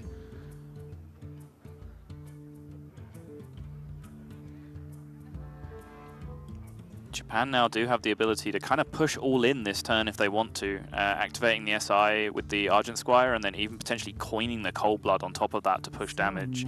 Leaves them in a position where they're really only vulnerable to second Dustbreaker from what they can expect from Sweden's hand, and in that point they still have an Argent Squire on board that they can just drop a Scalebane next to and keep going if they want to. Yeah, I do like that play because your turn 5 is you need to set up for as well as possible when in hand is Scalebane and Fungalmancer, right? Yeah. Like, so you want to set up something powerful next turn. Do you need the coin after that? Probably not. Generally speaking, after turn 5 in Rogue, in Odd Rogue, should I say? Like, the coin isn't going to accelerate too much when you still have other minions in your hand anyway. It's not like there's 0 activators for a Valspine later. The question is whether they feel potentially, because they're playing a Divine Shield minion this turn, so it could be more valuable to Cold Blood on the following turn when they have the Divine Shield down protecting that. But I can see merit in both of the lines. This also means if Dustbreaker comes down here, they can potentially just dagger up on the following turn and just go again with Blink Fox and just take care of the 3/3 that comes down. Because again, they've seen kept cards, I believe, from Orange with the Dustbreakers coming out now. With this Acolyte pickup, can you just not AoE this turn? Steal the attack from Mukla and then just heal or something? Maybe even buff the Acolyte? Although you do know there's coin, so you know Valspine is 100% proccable next turn. So maybe going too deep with the bananas is a bit much, but... And the question you have to ask, if you're leaving your opponent's board up on turn 5, how do you deal with a Fungalmancer if a Fungalmancer happens? It's true. And the answer is really not very well. But you can deal with the Fungalmancer, it's the other minions at least. Holy fire, the Fungalmancer. Die! Yeah, I guess that's a bigger problem. And you take your wins where you can in a deck when you're playing against Odd Rogue. You just keep them as low as possible at all times. This will stop the dagger trade if they go for it. Yeah. Are they upset if the dagger trade happens, though? That's the question, right? Because it means that there's not a big power 5-drop coming down this turn, although most of the 5-drops in Odd Rogue are kind of board state dependent. Either things on your side of the board that you can buff with Fungalmancer Scalebane, or things on their side of the board that you can snipe with Valspine. But of course, like, buffing the banana just plays more into that Valspine Slayer. Sorry, just buffing the banana. So I said. Yeah. Okay. Which actually, it was in the game at one point. Was it a brawl? There was the giant bananas and the tiny bananas. Remember that? Yeah, I do. So there is a buff banana in the game. You're not even completely wrong. This is a tough one though, right? I think after seeing the second Dustbreaker, you know there's more AoE of course, but do you just go with that dagger setup with Blink Fox? I think it feels better overall than just ignoring a Dustbreaker or daggering it anyway, or trying to Cold Blood and get more damage when the Dustbreaker's going to kill something regardless. So yeah. I don't think it was worth much. So I do like this setup. Night Scale Matriarch as well. It's just one big minion that Rogue shouldn't really have. So maybe that's going to lead to a bit more pressure late game as well. I like this option though, coining out the second minion alongside, because they're still trying to land this Fungalmancer wherever they can. They've seen 2 Dustbreakers getting used. But I wonder if they can pick up any read on a potential Pyromancer in hand from Sweden's actions on the previous turn, because they picked up a banana, reminded Japan that they had it in hand, because they picked it up and they pointed it at their minions, so it was clear in the front of Japan's discussion as they were watching what was happening, and then chose not to play it. So what message does that send over to your opponent when you floated 1 mana instead of playing a banana that played around this exact scenario that ended up happening? Do you get a signal of Pyromancer from your opponent at that point? I think you might. I think you might, and especially in this matchup, knowing the deck list, you are constantly considering removal, right? It's the way you lose, so you have to be like, oh, well, what if they have this? Just like they'll be considering if Primordial Drake's going to be in hand, because there's a card on the far left that propped the second Dustbreaker that isn't been played yet. So there's a decent chance that Primordial Drake is there as well. So all these things have to be dealt with. Wait, you don't know that the card on the far left has procced Dustbreaker specifically, though, right? Okay, you know what? A card on the left has been in the hand the longest. Yes. So, I don't know. I think it's a little bit scary. My worry here for Team Japan is they haven't really put any damage on Sweden yet somehow, and actually had a decent opening and just didn't get there. Because obviously double Dustbreaker just locks out stuff so hard. A lot of Odrogue is just getting repeat damage from minions. Yeah, and I think the key point from Sweden was that they recognized that playing the first Dustbreaker for very little value was necessary in order to make sure that the second one was powerful. I think, you know, weaker players, like lower ranked ladder players, for example, would have just looked at that board and gone, well, you know, Dustbreaker doesn't really do anything here. Why would I play it? I'll wait until it's good. Well, if you wait until it's good, it's never going to be good. They had to use the first one to make the second one good, and that's what's put them now in this strong position where they're just getting a grip on this board state step by step. Finally, the Fundamancer is going to land now and just get that strong play on the board. 5-5 and a 3-4. The 5-flying Fox now. And what's the decision going to be? Right, okay. There's no good way to deal with this Twilight Drake. So I like this. I was just saying they put no damage on Orange right now. Yep. Orange has not had to consider having to heal this game, which is a worry as Odd Rogue. So now I do like this, just saying, you know what, let's just go right now. And there's Psychic Scream. Is that just... So we can steal the attack with the Acolyte.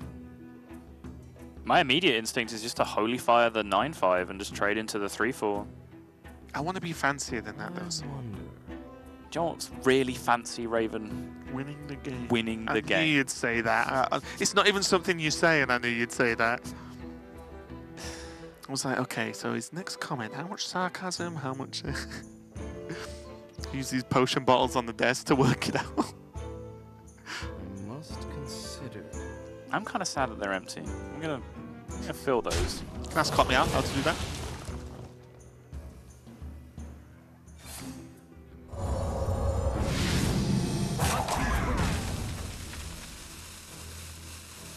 So he did just go for the Holy Fire play. It just seems to make the most sense. Like, Psychic Scream would be an overreaction when you have such a huge minion on board yourself. Anything else just kind of leaves too much damage on the board, even if you start neutralizing the 9-5 to a 2-4, like it's still there, it's 2 extra damage in play, it's another minion that can get buffed again. Void Ripper now being picked up from Tryson again is just something that could push more damage with a low attack, high health minion on the board. Like, Holy Fire was just so clean. You killed a 9-5, you healed up, you dominate the board now with the Twilight Drake. It just looked too perfect. Yeah, I wanted to get somewhere by putting enough threats on the board to make it awkward for Japan, but there just wasn't quite enough mana, because you could have actually like played the Acolyte, played the Pyromancer, buffed the attack on the Twilight Drake to kill the low attack, high health, because it was star 5, right? So there was like tricky things, but maybe too fancy for that turn when, as you said, Holy Fire just got the job done and healed at the same time. Right. Matriarch coming down for Tryson now.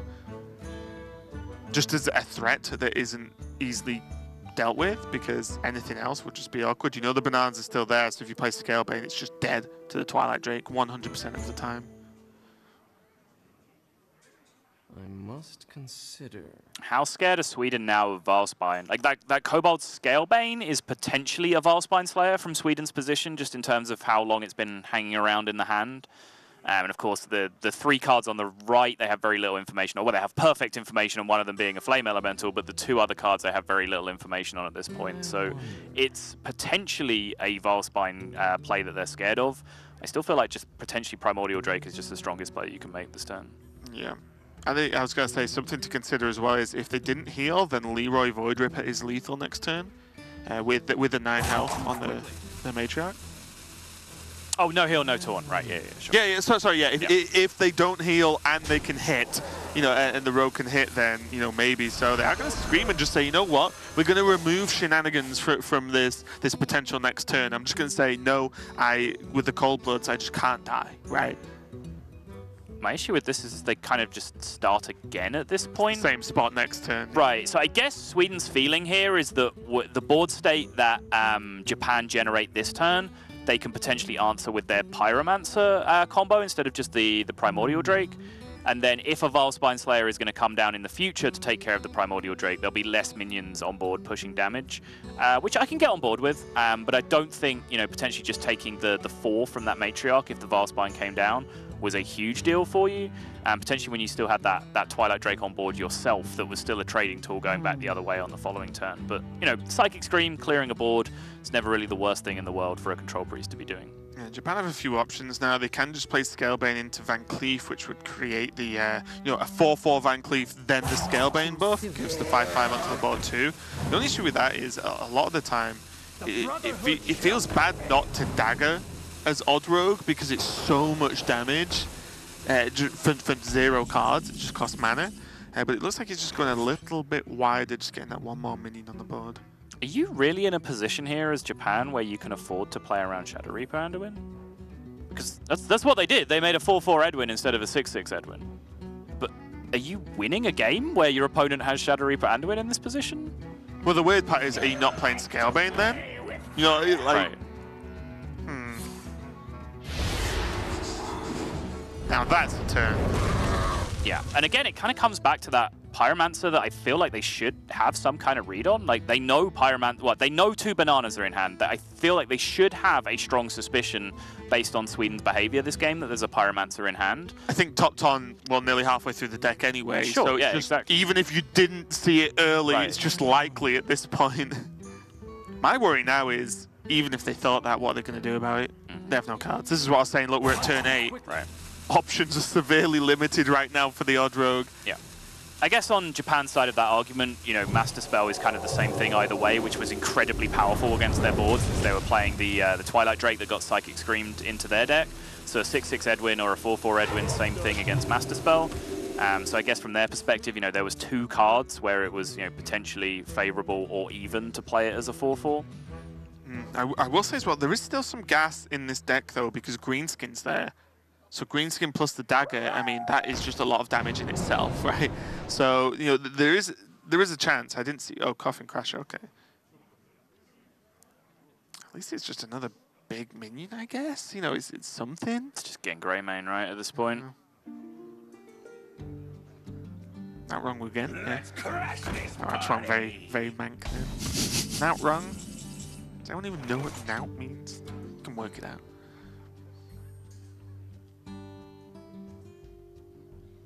This is never a good feeling, though. You're the board development deck, and you've just had to leave a Pyromancer in play. A 4/3 Pyromancer as well. Yeah. I must consider. Also, you just had Scalebane in hand most of the game and not got to play it. Yeah. Really, you want to drop Scalebane on 5 and just get that buff instantly and then just really hit hard on the pressure. And I think that is potentially one of the big diverging paths in this game, where I was talking about potentially like coining out the Cold Blood and being aggressive, and then the Dustbreaker comes down, leaves Japan with a 1/1 on board, and then yes, there's a 3/3 Dustbreaker on board, but they just like play Scalebane, have it buff that 1/1, go face again for 1, then you have a 4/1 and a 5/5 on the board, then Priest has to answer again. You just try and lock them in that loop, turn after turn after turn. It's always one too many things, right? That's the normal issue. So I think that's definitely something that could be looked at. They ended up, you know, getting very similar usage out of that Cold Blood anyway, so I don't have too many complaints about the way they played it.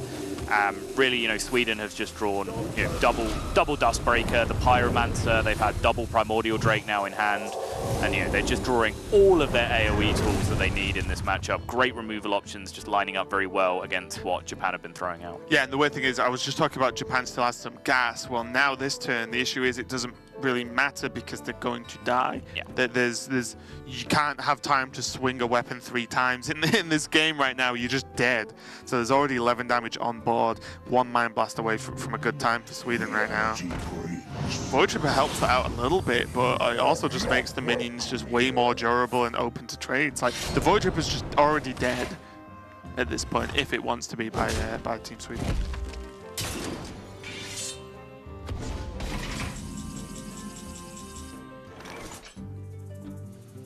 Still only 11. Would have been lethal if it hadn't have been flipped from the Void Ripper. But yeah, so many defensive tools now. Like with double Primordial Drake in hand, you can Primordial Drake once, have Japan's hand be like perfect here to Volspine Slayer your Primordial Drake, and then still just have the second Primordial Drake to lock the game out after that. So, yeah, with Mind Blast and Primordial Drake, they get to push damage here as well if they want to, or just take control of the board. Both of them feel like very, very clean win conditions, but I guess trading is marginally better against these two cards being Combo Activator and Volspine Slayer that Japan will have on the following turn. But it's just safer, right? I mean, you're already safe anyway because there's just nothing going to happen. I like ending games, Raven. That's what I think is safer most of the time. Yeah. Yeah, if you go face, you almost guarantee lethal next turn, right? I like going face, actually. I do too. What's going to happen, Valspine? They Valspine the taunt. If they trade off the scale, they have to trade. You still have a 3-attack minion. Yeah. Raven spots the best play again. I guess. But most importantly, Team Sweden do, and they get there and go 2-1 over Japan. And again, just a tough game there for... Whoops. Tough game there for Team Japan in the road because I feel like that's the downfall of the Odd Rogue maybe more often than I imagine. In the second you just stopped on turn 4 or 5 once, it's very hard to just get going again when a deck is running cards like Pyromancer, like Dustbreaker, like Drake. Like, it's so much removal. How do you even keep up? Because all your minions are just not as good, right? All your minions outside of Hench Clan just aren't that great in terms of scaling damage.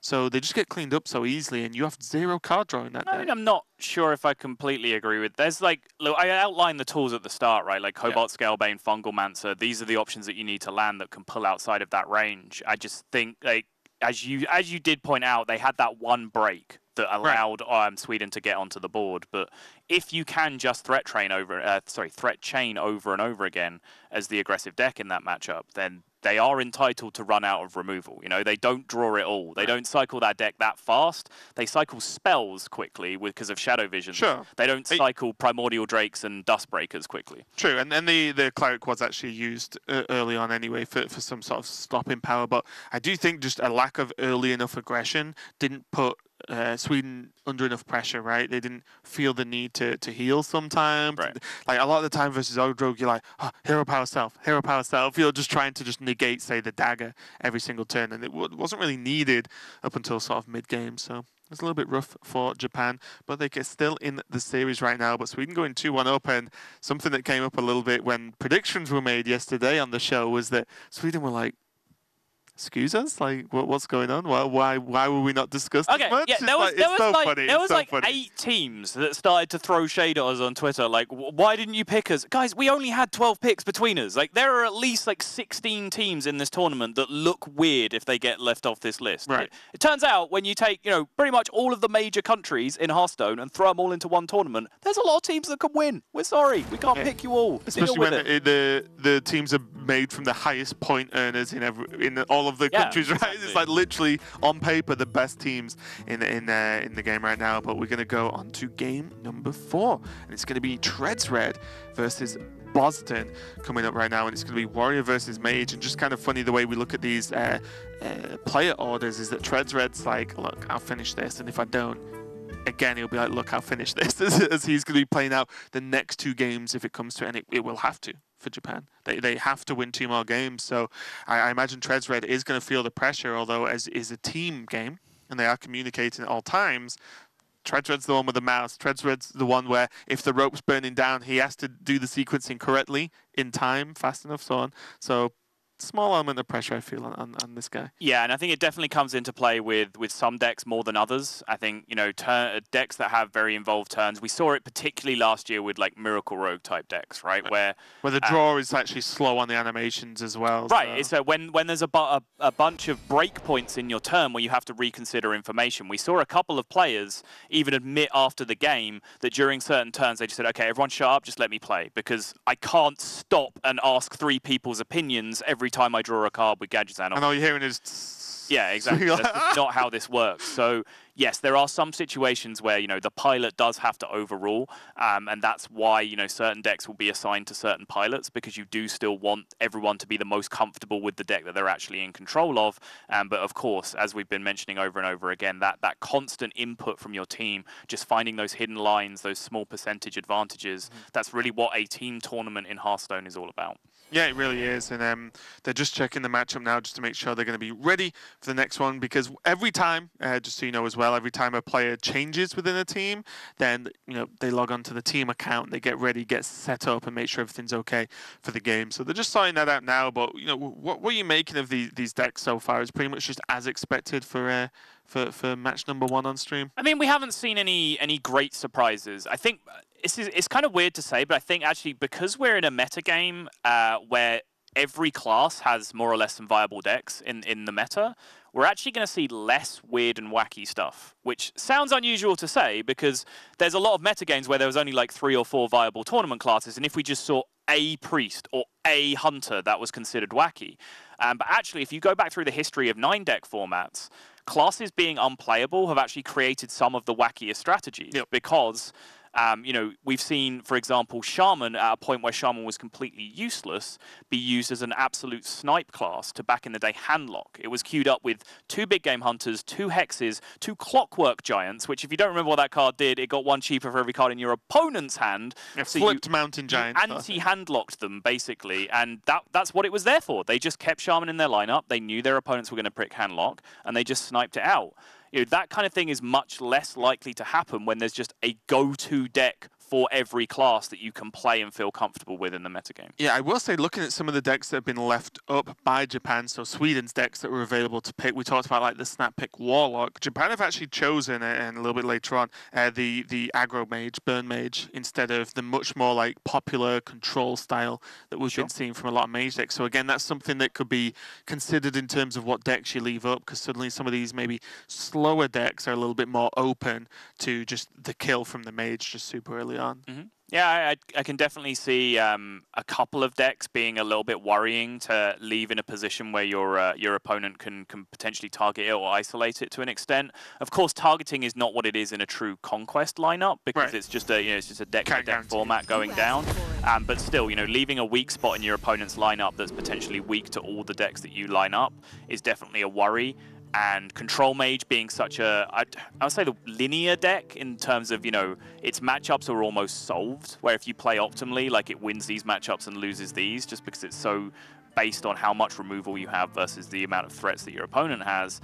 And it does feel like a worrying deck potentially in this format, but we're going to see it come up here against the Quest Warrior coming out from Japan, as we do now, after our short delay, get into game number 4 of this series. Yeah, and this feels like such just a base thing to say about a matchup for Control Mage, but this one just, I feel, relies so heavily on Jaina, because there were no minions that you bothered about killing in Quest Warrior, right? Like, the minions aren't there for threats, they're there to prot the quest, and then your opponent's hitting you for 8. So you need the lifesteal, you need to develop threats of your own to actually contend with the Warrior, because all Team Japan are going to do will be like, taunt, taunt, taunt, taunt, taunt. Okay, 8, go. You know, that's just the game overall. And their removal also doesn't matter too much for the most part of the game until Jaina comes out and they need to brawl away water elementals or anything like that to clear the board up. And that's kind of the counter side of the problem, right? You mentioned that Warrior doesn't have minions that they're going to play that you are really desperate to remove. They're all very low impact taunt minions. Well, without Jaina, Mage doesn't have minions that they can develop themselves to stop them getting hit in the face for 8 every turn when that comes down. So they just die incredibly quickly once Japan get their quest online, unless, as you said, Jaina gives them a little bit of extra health, it activates all their lifesteal, and it gives them the ability to get 3 6s on the board, which can then soak up 8 damage from the opponent. Just going to check out the mage list. I imagine it's fairly standard. The Geist is in there. Stonehills are there. Yep, as standard as you could get. It does have the top end of Sindragosa, Lich King, and Dragoncaller Alana. So all the expected stuff in this mage list. Nothing too crazy going on.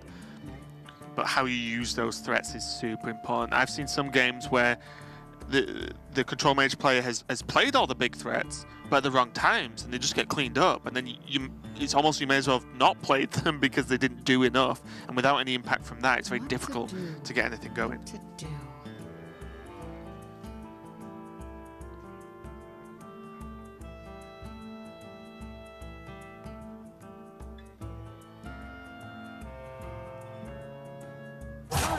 What's going through Boston's mind right now in Team Sweden in terms of how long this turn is taking? What are they considering? Because we know these guys and we know they want to talk a lot about Hearthstone whenever it's available. But what's the consideration here? Orange will be saying that Jaina is in the 19th position in the deck. RK will be saying it's around card number 16 instead. And then Kenobi will be talking about all other relevant factors of this matchup on his own. I think that's the right allocation of resources.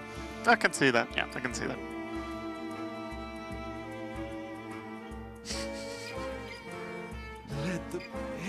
I don't like control mage, guys. You might have noticed. What's the best secret from Keysmith to get against a control warrior? What do you think? Entity? Just for one extra thing on the board? Or do you pick the secret that messes with them the most? That's definitely something we've seen. It is, yeah, but I think they're actually a very hard deck to mess with any of your secrets. It's why that's kind of an awkward question to answer in the first place. It's like they don't really care about giving you a mirror entity minion because it's not a threat to them, and they're not really concerned about hitting you in the face with their own minions, right? They just need to really max out their taunt counter and get to their quest. Counterspell, they have enough options that they don't need. You know, they're not going to need all of their removal over the course of the game because, as you said, Mage doesn't really play weapons.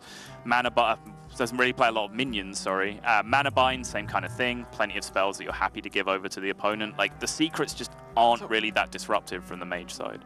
So the answer is Frozen Clone, so you can get Phantom Militia to fill the board more later on. Sure, let's go with that.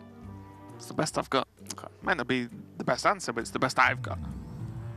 But yeah, this matchup is going to be, it's going to be a slow one, to be honest, because there's just both decks can also use their removal on nothing if they want. It's not quite the same as Shudderwock, where your big removal actually overloads you, so you can't just, I'll just Volcano this turn, whatever, because, well, then that just limits your next turn. That doesn't happen with these decks. They can just throw out a Flame Strike on empty board if they want. Double Phantom Militia is actually pretty huge.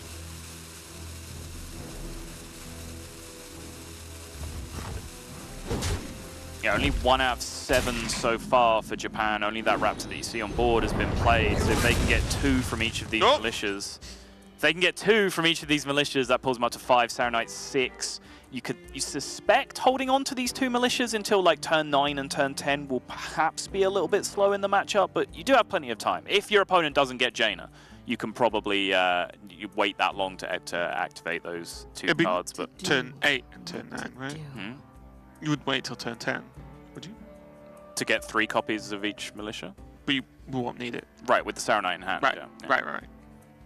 Yeah, because the turn you will see so often is turn 9, Phantom, quest proc, right? That's such a common thing. But with both, it means you can just chuck a couple out on turn 8 and then 3 out on turn 9, and then get the quest going. But now we can kind of see quest is done for Treads Red. It's just having the mana and the turns to do it. And now we can see quest is done for Boston as well. The quest being find Jaina and have it available ASAP. Is Barrier just the best right now then? It has to be, right? Any health gain is better than any other option. Potential health gain. Yeah, but that's the problem, right? Is its potential. So if Japan, plays a minion and finds out it's not mirror entity, and they cast a spell and they find out it's not counterspell, they just don't have to attack ever. They can just try and win the game with swords. Right, but if you pick counterspell, they would attack and you'd be on lower health. Sure. So I'm not saying it's amazing. I'm saying it's at this point in the game probably just the best option. I'd still lean towards the counterspell in that position from the Keysmith. Threat protection? Threat protection, potentially like cycle options as well. I'm not sure if Japan are playing Battle Rage in their list, which I will just check very quickly. They are not, but you can still block some card draw options like Slam and so on. You can block like Acolyte Warpath, for example, and if it stays up throughout the whole game and it prevents them, brawling away a board and dunking 8 damage to Alana, Syndragosa. Yeah, exactly.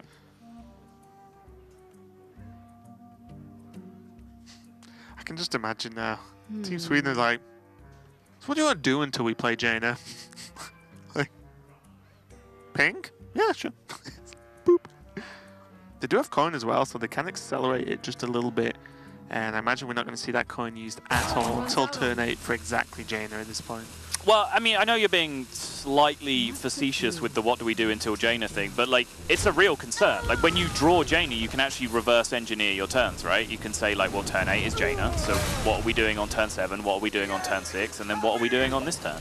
And I think this kind of makes sense using this turn to set up your Doomsayer, because then you have 2 potential removal turns if you need to, as potentially, this is a big Phantom Militia turn for the opponent if they want to generate 2.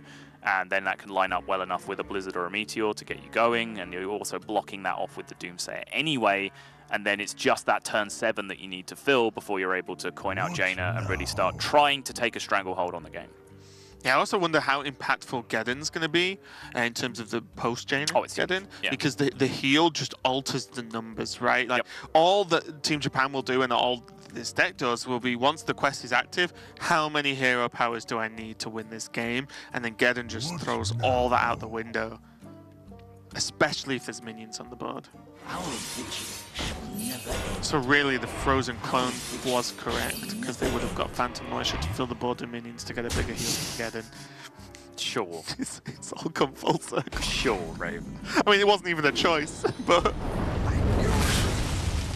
But I do like the decision to just drop them into the Doomsayer there, because I think, from Japan's perspective, they recognize that even generating a board, this is about the time of the game where Control Mage has nothing to do except play removal spells anyway.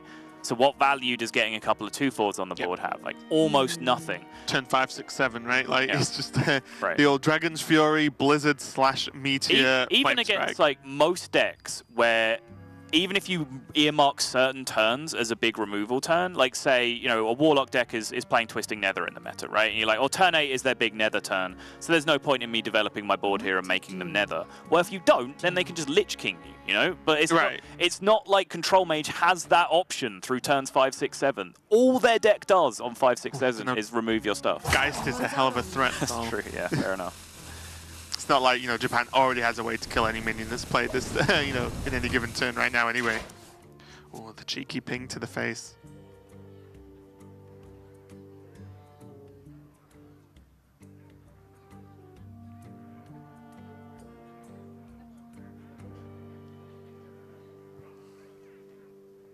Four out of 7 for Warrior at this point, so we can see that they now have a surplus of requirements in terms of taunts. Stonehill Defender counting for 2, Phantom Militia counting for up to 3, depending on what they want to play it. Do they actually just pass? Like, they could 100% proc Phantom Militia. Oh, okay, they're going to do it this way. They're going to double Phantom this turn, then Stonehill next. Okay. So what was the argument for passing in that spot? So you could just do it with Phantom Militia in 2 turns time? Like, you're a turn slow on the quest then, right? Yeah, that's true, that's true. No, you're right. I'll give you this one.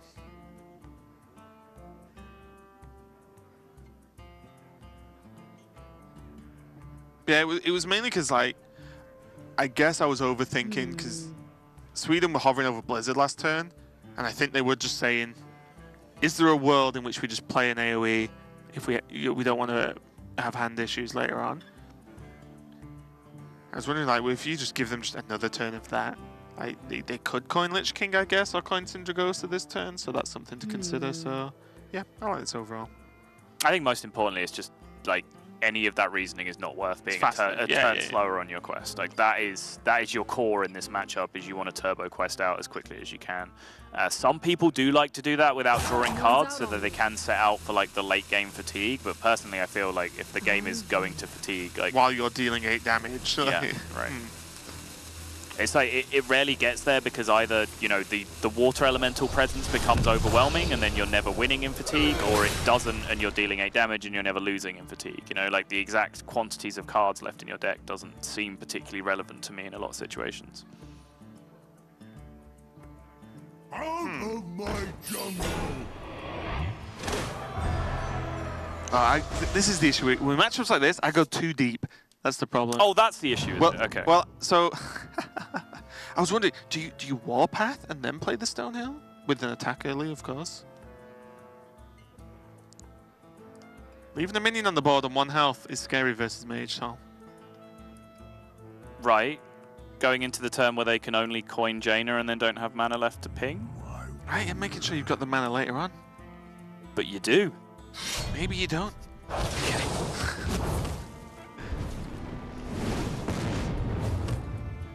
Maybe Boston's just dead?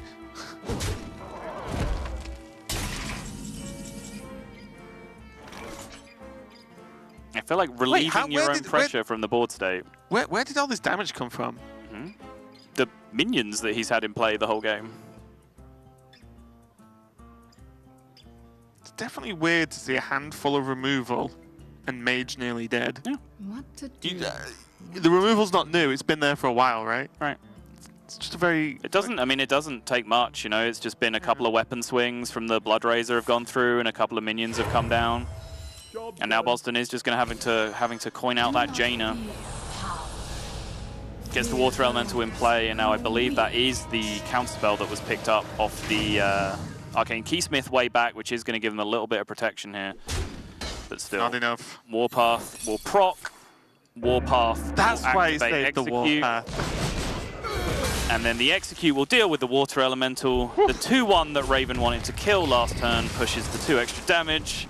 And there's 8 damage going to face. From Japan, leveling up the series at 2 games to 2. No one got to see Sol's face right then as he said that, but it was funny, so it was worth it. But yeah, Japan evening it up. And that game was just kind of, I imagine that's really rough for Sweden because they just didn't get to play the game. They kind of just did nothing until they coined Jaina and then died. And even coining it out just wasn't fast enough. Phantom Militia, hell of a card in that deck. Yeah, and again, it's why, like, you know, turboing your quest is just by far the most important thing in that matchup. You can put a clock on the opponent where it's really what aggro decks try and do, really, is to say to Control Mage, well, if you play Jaina this turn, you're dead. Right. And then next turn, if you play Jaina, you're dead. The turn after that, if you play Jaina, you're dead. You just have to try and keep that up for as many turns as you can. As I said, usually that's an aggro mentality, but actually, once, you know, Quest Warrior gets past like 6 and 7 quest activations, they're one of the best aggro decks in the game. So 2 mana, 8 damage, good card. That's the mentality that they slip into, where Japan just managed to set up that position over and over again with, as you said, not much of a board state, but enough I didn't to even keep notice. up pressure throughout Honestly, the game. the minions are so little, but they're still there, I guess, is the issue. But somehow there was removal in hand from the Mage, didn't get cast, and wasn't enough. And that's going to even the series up 2-2. Japan are fighting back. Are they going to take down Sweden in their first match on stream for Hearthstone Global Games? Find out in a minute.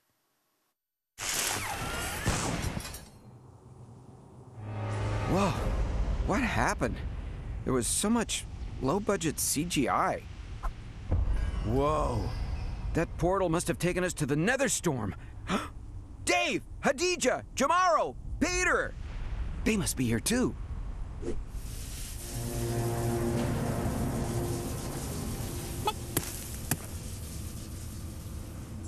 Boom Labs.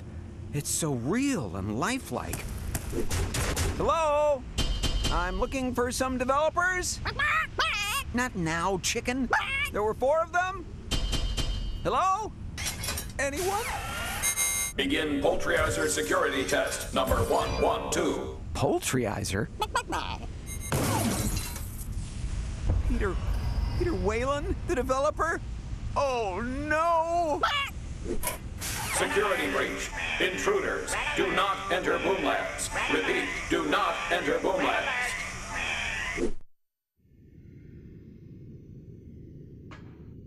Oh, there's got to be something in here that'll get you de-chickenized. You there. Who are you? Hi, I'm an intern. One of my game developers is a chicken now. So, I'm trying to fix that. That is not in your job responsibilities, intern. Science is. See, he's turned into a chicken. Today's experiments are about efficiency. If I cast spells only with my right hand, what happens? Let us see.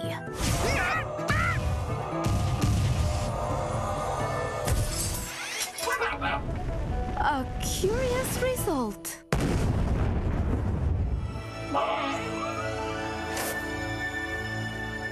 Wow! So I can draw tons of cards, but only if I have the mana to play them immediately. You're right, Peter. Meta implications can wait. We still have to find the others.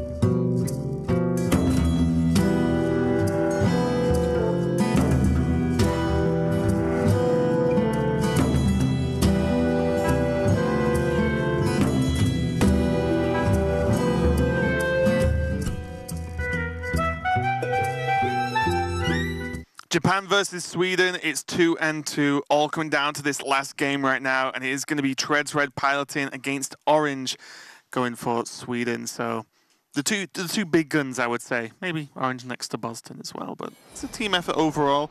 But both these teams just going at it fully, and it is going to be the Mage versus the Shaman right now. They're just really getting stuck into this series. They are. Which team wants it more, Raven? Japan. Okay, good choice. I just picked a team. Good choice. I got stressed.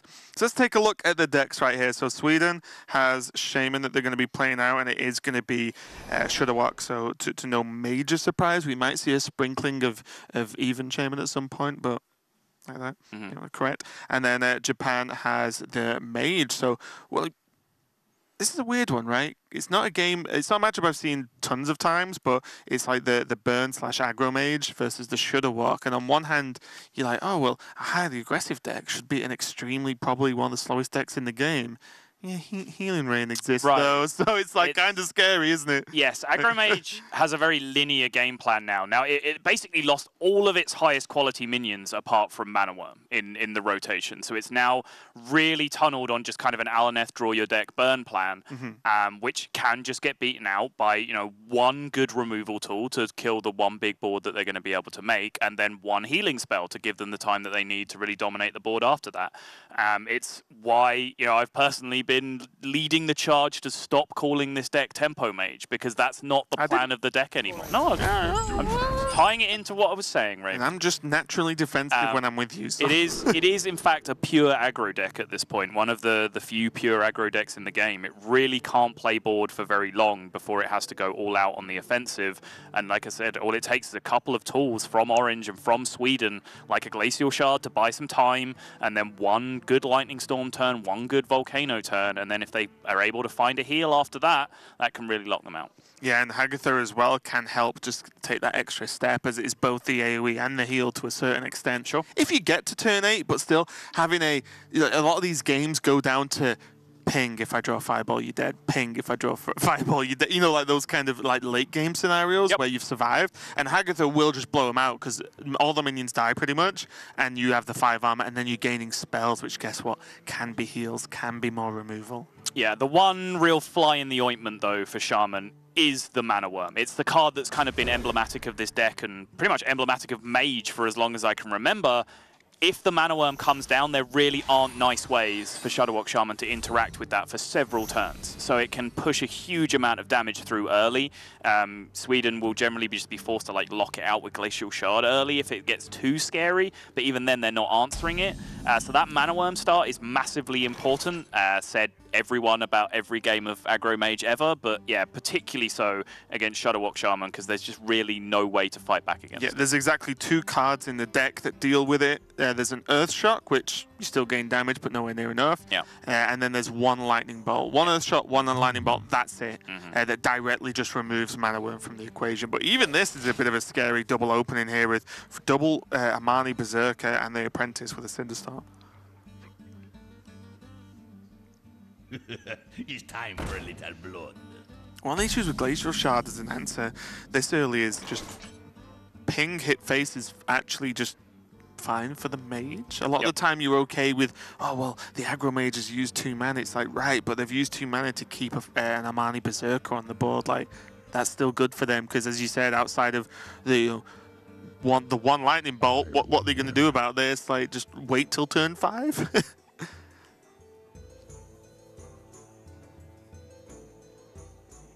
Do you think we're going to see, obviously depending on the next draw or 2, but like Coin Life Drinker even, just to try and heal a bit because he would have taken damage by then, and just have a 3/3 that kills most of the minions in the deck on board? I imagine it's unlikely that we'd see Coin used for Life Drinker, just because, you know, accelerating towards Volcano, for example, can be more important, or being able to like keep up on tempo the turn after you overload, where you remove and then they have like their one last push at redeveloping a board, and if you can keep up with that 1 turn, then you're usually in pretty good shape. But still, it's not really like a matchup where, you know, coining Grumble is really going to get you anywhere. Right. But it does still have late game value because still Coin Hagatha or Coin Shadowwalk can actually still be game winning in the late game depending on what you've managed to load up in there. And I did think actually that this was going to be played now as you don't get the secret effect, but it's a 4/3 on curve. Like, great, you have 2 2-drops in hand, you have a Life Drinker in hand, or, you know, a combination of Apprentice and Cinderstorm next turn. And often you might even want to think about Cinderstorming on an empty board because you just take like 2 to 3 mana deal 5. Like, it's just a good card deck right there. This is Mana Tide turn for Sweden. Looks like a pretty good tool in this position. 3 mana, draw a card, and force your opponent to trade 4 damage minimum into it. Yeah, I think now Volcano's in hand as well. Guess what? Guess what that coin's going to be used for? It's not your new Soul. You just knew Volcano was going to be drawn. It's as if I've played Hearthstone before.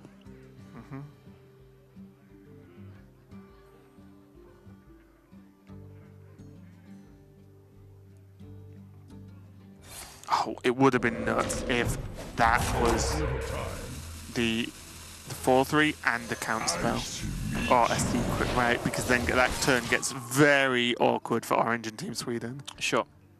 It does give you a lot of good information about your opponent's hand, though, from Sweden's side, right? Because you can rule out all of those secrets being in hand. Yeah. There's only very niche scenarios where secrets wouldn't have been played for free niche. alongside a Kirin Tor. So you know that your opponent is either holding a very burn-heavy hand or a very minion-heavy hand, or kind of a 50-50 mix of the both of those. So you're looking at your hand with Volcano in it and thinking that you're potentially getting very strong value out of that in the future. Wasn't the Mana Tide that came out from Sweden. They just went Totem Glacial Shard here again, which is similar effect but without drawing a card, but you have upside with the Mana Tide later. You know, that 4 damage is still not hitting you in the face because you've frozen it, as opposed to it being sent into your Mana Tide. And there is the Sorcerer's Apprentice into some burn there, but it doesn't matter too much. Either way, we can see the minions are going to die if Coin Volcano's enough, and I think with Farsight now drawn, Coin and the Mana Tide still in hand, Coin Volcano seems absolutely fine right now. You do have to be worried, though, because of what I mentioned on the previous turn, that there might be a very minion-heavy draw here from Japan. So if I'm sure someone on the Sweden team is piping up and saying, hey, if we AoE this turn and they just have enough minions to redevelop again next turn, don't we just take a similar amount of damage on the following turn anyway? They can take a good chunk of this damage off the board just with Hex, which I think is something that they'll be running through as well as they discuss all their options. It does look like Coin Volcano is going to be the option that comes out there. Yeah, so there's one person on the team saying that, and then there's the other person going, but what if it's Fireball, Fireball, Frostball, exactly. and then we die? Right. So I personally like this as well, because there's a 3-mana follow-up, right? You can do something next turn outside of sometimes you're in a spot where you have to just hero power pass, and then that's the scary part with the minion refill, right? Sure. But yeah, this is where the shortcomings of the card Life Drinker start to become very apparent. Like, yes, it's great as like a late game top deck where you're just looking to draw a Frostbolt essentially, and you just get a Frostbolt that's attached to a body and it's fantastic. But as a minion you're playing on turn 5, a 3/3 is not what you're looking for most of the time. You really want something much more resilient to the board state, something that's going to push damage for the next couple of turns, something that's resistant to the removal that decks like Shadowwalk Shaman play. And yeah, 3/3 not really cutting it in this spot. Yeah, and looking at the options now for Sweden, they can effectively heal 3, draw a card, or draw a card and minus the mana, but not play anything onto the board. So I think, would you say that Mana Tide just gets overall more value this turn? Because you draw a card, it's almost certainly going to be traded into by the Life Drinker.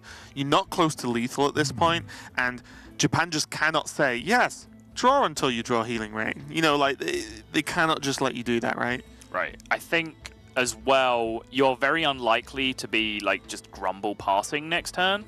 So on the following turn, you can play Farsight, and it's a much more flexible play. Exactly, You can start your turn with it, and you have far more options as to what you end up doing. So yeah, I think this sequencing is correct. Mana Tide first, and then you just assess your options going into the next turn based off the 1 extra draw from the Mana Tide, the 1 extra natural draw, and potentially what you pick up off the Farsight if you even choose to lead your turn with that on the following turn. Zola was picked up as well, so again, not in this matchup, in a highly aggressive matchup, you're not too much thinking about, okay, so I've got Zola for the big, Shudderwalk turns. It's more like, what can I Zola to stall for my opponent even longer, right? Like, get more Glacial Shards, get Saronite. more Chain Gangs, get more Life Drinkers, whatever it is that you need that's going to keep you alive, just make it happen. I wonder. Both these players as well have been on the championship stage in the past year. It's true. So both are very experienced and had a great success in 2017. Yeah, Orange, of course, was notorious for most of 2017 as not really being a very powerful ladder player. Like, he just didn't have the ability to really grind out those top ranks. But every time he played a tournament, it seemed like he was doing well. And that kind of remained true to form because he managed to get enough points to get into 1 playoffs in the previous year, and that 1 playoff sent him all the way through to then championships and then onwards from there. So, yep, just goes to show how powerful a tournament player Orange is. And, when you talk to him, as, we both do a great deal when we're hanging out with him at events, you get to hear, the level of preparation that goes into it. It's kind of absurd. With his practice group, which, let's mention as well, includes Boston as well. This is a player that he's used to communicating with, used to building lineups with, used to practicing with. And I think that can be a huge advantage for the tournament. Yeah, I will say as well that, like, he's just the Elven Archer of the Hearthstone scene. It's just 1 shot, 1 kill. Just needs one go at it, and wow, cheap Life Drink is pretty nice as well. Not necessarily for this turn, but you just slam Healing Rain and go. Not seeing a better option. It's fine. It's getting maximum value, so it's not like, oh, but what if I hold on next turn? Do I get like 3 more heal out of it? And it's like, well, it gives you the maximum anyway right now, so there's no big difference. Next turn can be double Life Drinker if he really needs it to, just to get him to this Hagatha turn. Now the burn is starting to come together. The deck is really appearing in the right order here for Japan. They've had minion, minion, minion, minion all the way up until turn 7, and now all the burn is coming out. Like, really, the dead cards remaining in the deck now, as weird as it is to say, is like those mana worms that they missed out on in the early game. They're the tools that they're really not looking to pick up at this point. But right now they have the board, they're pushing damage, and they're picking up burn. This is the one scenario, the one pan out, as our good friend Admirable is fond of saying, that they really can beat this like removal plus healing line from Sweden, is if they manage to stick every minion in their deck basically to the board on the first 7 turns. Yeah, it's like you say, it's just pressure. Psh, wait. Shifting Scroll was I'll the confess, best I pick. didn't see what the other two options were. Yeah, none of us did. But Shifting Scroll, I mean, that just opens up all the doors at this point. Don't know how you fit it in an odd or even deck though, but this is scary. Just back down to the same total anyway. Volcano does clear it up. So now, if you try and like mentally path out the next few turns or the plan for Team Sweden, it's more than likely Volcano, Life Drinker something, Hagatha, or Shudderwalk, depending. Exactly, yeah. Because With there's two been what, life drinkers inside your Shudderwalk and a Glacial Shard as well. On top of that, you can probably, you know, just stay outside of your opponent's burn range purely with repeated Shudderwalks if you can get that far. But that does, of course, involve you setting up the repeated Shudderwalk position, which is still a couple of turns of development away. And there's that Mana Worm. That's very prize. I said it's just somewhat of a dead draw here. They just want more burn from this position because, yeah, Mana Worm and Frostbolt, the 3/3, looks like a play you might be making in a tempo-based matchup. But you really want to be reserving all of those points to burn going face. Like, if you want to try and get this Mana Worm to stick, you have to be really, really confident that it's going to push damage. So yeah, just goes with the Cinderstorm instead, takes the RNG route instead, does pay out. Of course, had Ping to follow that up afterwards to take care of it instead. I think with Ping, it's like fair. I'm not going to do the percentages, but fairly likely that you kill at 1/3/3 off the board. Still with only 6 mana this turn, it does mean that Orange doesn't have a great way to do everything he wants to do. He can't hex the mana worm and play the Life Drinker to heal, so he can't really do both. So it's at least, you know, in Japan's favor, a tiny bit awkward as to what to do this turn for Team Sweden. Yep. Just looking at it on the surface, I do think I like the Hex, though. There really aren't that many minions left that you're going to need to deal with. And, you know, Life Drinker gains you 3 health. Hex, at a bare minimum, probably gains you 3 health and could gain you much more. Yeah. With the Taunt Totem, though, that does affect things a little bit because now the extra body on board with the potential that you're not taking as much damage through that Taunt Totem is suddenly appealing. But I don't think the body on board's super relevant because you're intending to play Hagatha in the near future. You want to call me crazy? Go on. Zola the Taunt. And play the second one. I don't think it's the most ridiculous thing you've ever suggested. I'll take it. I just mean that then Zola's been played, the battle cries in the bag. Yeah. And you've put 2 0/2s in the way of 2 minions that can't directly kill them. I'm serious, there are genuine merits to that play. I don't think it's the right line, but I wouldn't be surprised if it's something that someone popped up in Orange's ear and just said, hang on a second. It's the nicest thing you've ever said to me, Sol. It has some merit. Frozen Clone just doesn't do anything. I will say the scroll's not been good to them for the 2 goes we've had. It's been Vaporize and Frozen Clone when it can be any mage spell. I wonder. It's just a really bad card, though. I mean, like, consider it in the frame of Primordial Glyph. Like, Primordial Glyph gives you Secrets as options an overwhelming amount of the time because that's just how the percentages work. You know, quite often, 1.5 to 2 on average of the spells that you get offered from Mage are not something that you actually would ever want to put in your deck. You know, so shifting Scroll just gives you even worse odds than that because it's not even a Discover effect. I worry Shifting Scroll came from Glyph. Yeah. Yeah, I really wonder about what those AoE? Were. Maybe. Do you think, like, Blizzard Flame Strikes? Yeah. Because you definitely wouldn't pick that, right? Right. In this matchup. We'll allow some pause. I mean, I do feel this is Hagatha, no matter which way you look at it right now for Team Sweden. It's just too good to not play this turn. Maybe they Lightning Bolt face. It's an option. I wonder.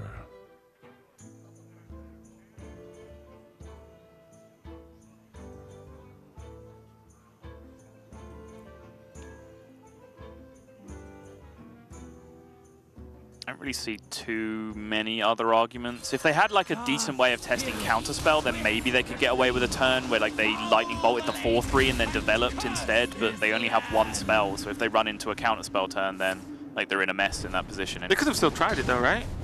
Sure, but if they Lightning Bolted, it's Counterspelled.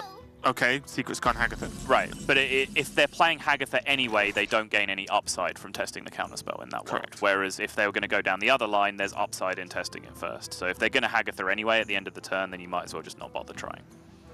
This is a little bit weird, though. Because it's clone, isn't it? It is. So, this will give Team Japan at least some gas. As they get 2 copies of Saronite Chain Gang, which copy themselves. That's 4 Saronite Chain Gangs for the price of none. Ding! As the world's slowest reveal happens. Saronite Chain Gang reveals that it is a shifting scroll that then reveals that it is a frozen clone. Which used to be a glyph. Yeah, exactly. Created by everyone's favorite mage mechanic. Ooh, Tidal Surge is one of the better ones, especially in this matchup as well. For sure. Even if you Tidal Surge your own minion, it just doesn't matter. It's for heal at the end of the day. As someone who is very familiar with the many states of Orange, this is currently relaxed Orange that you are seeing. Yeah. You've been watching, oh dear, Game 5, I'm on camera, first series of HGG Orange for the last 10 to 15 minutes. Now you're watching chilled, in control of the game Orange. Yeah. I think when you lean back and take a drink out of your tankard, you're feeling pretty good about life. And now, Le Grumbles.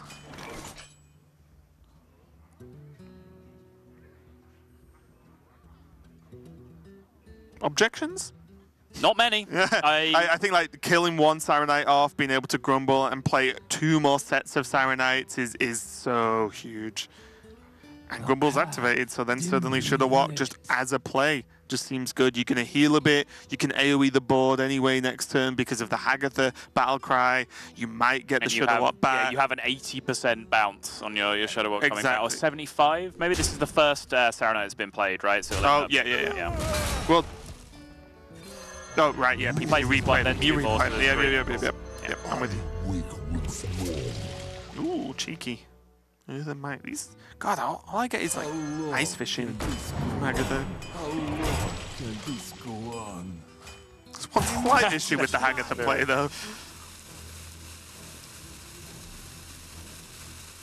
Do you just not care anymore? It doesn't matter too much in terms of like the cards in your deck. You have everything that you need in your hand at this point anyway. The Rain's already there, right? Right, exactly. So all you have to, basically you have to have one turn where you dump a bunch of spells from your hand, and then you can kind of go down that Shadow Walk route afterwards, because you do need to have that space available for the minions to bounce back. There's no need to be overconfident and be like, oh, I don't even need a bounce Shadow Walk. I've won this anyway. There's just no need to make that decision. Right.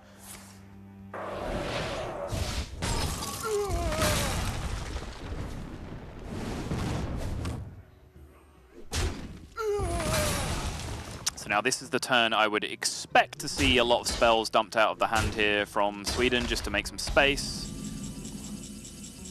I can use one of the cheaper spells to maybe just test for counter spell anyway, just in case. But what's going to happen here is Healing Rain's going to be played.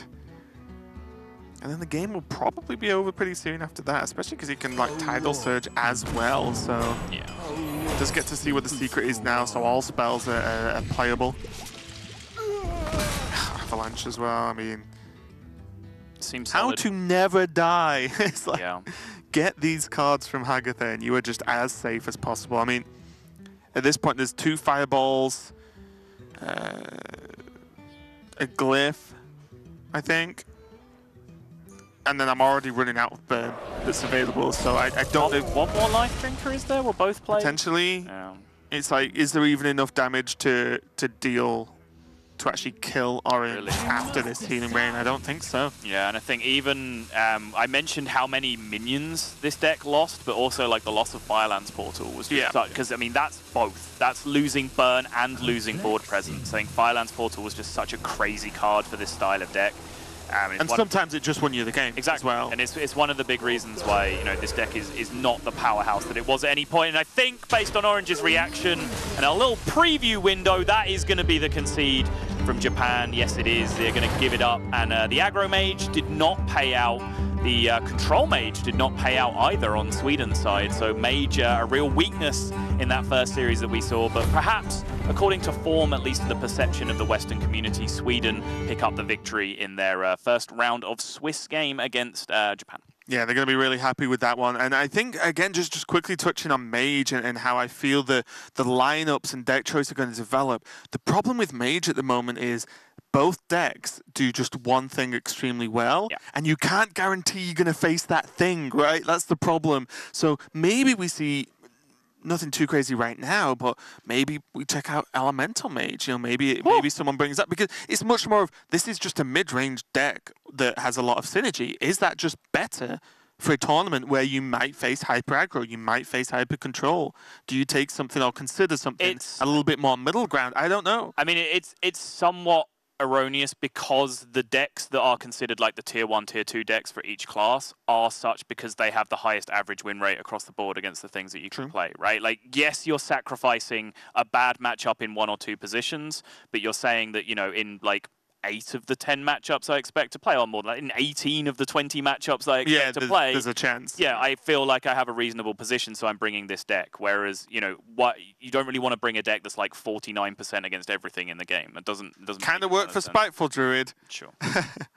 Okay, so we can see how the match is being played out now and what the story of this match looked like, with Japan actually just, like, you know, continually having a reverse punch, so to speak, in this match. But it just wasn't the case towards the end as it came down to the final game. But Orange took it, I would say, pretty convincingly. It looked a little bit dicey because the Mage and Treadred did manage to get all the minion start that you always want.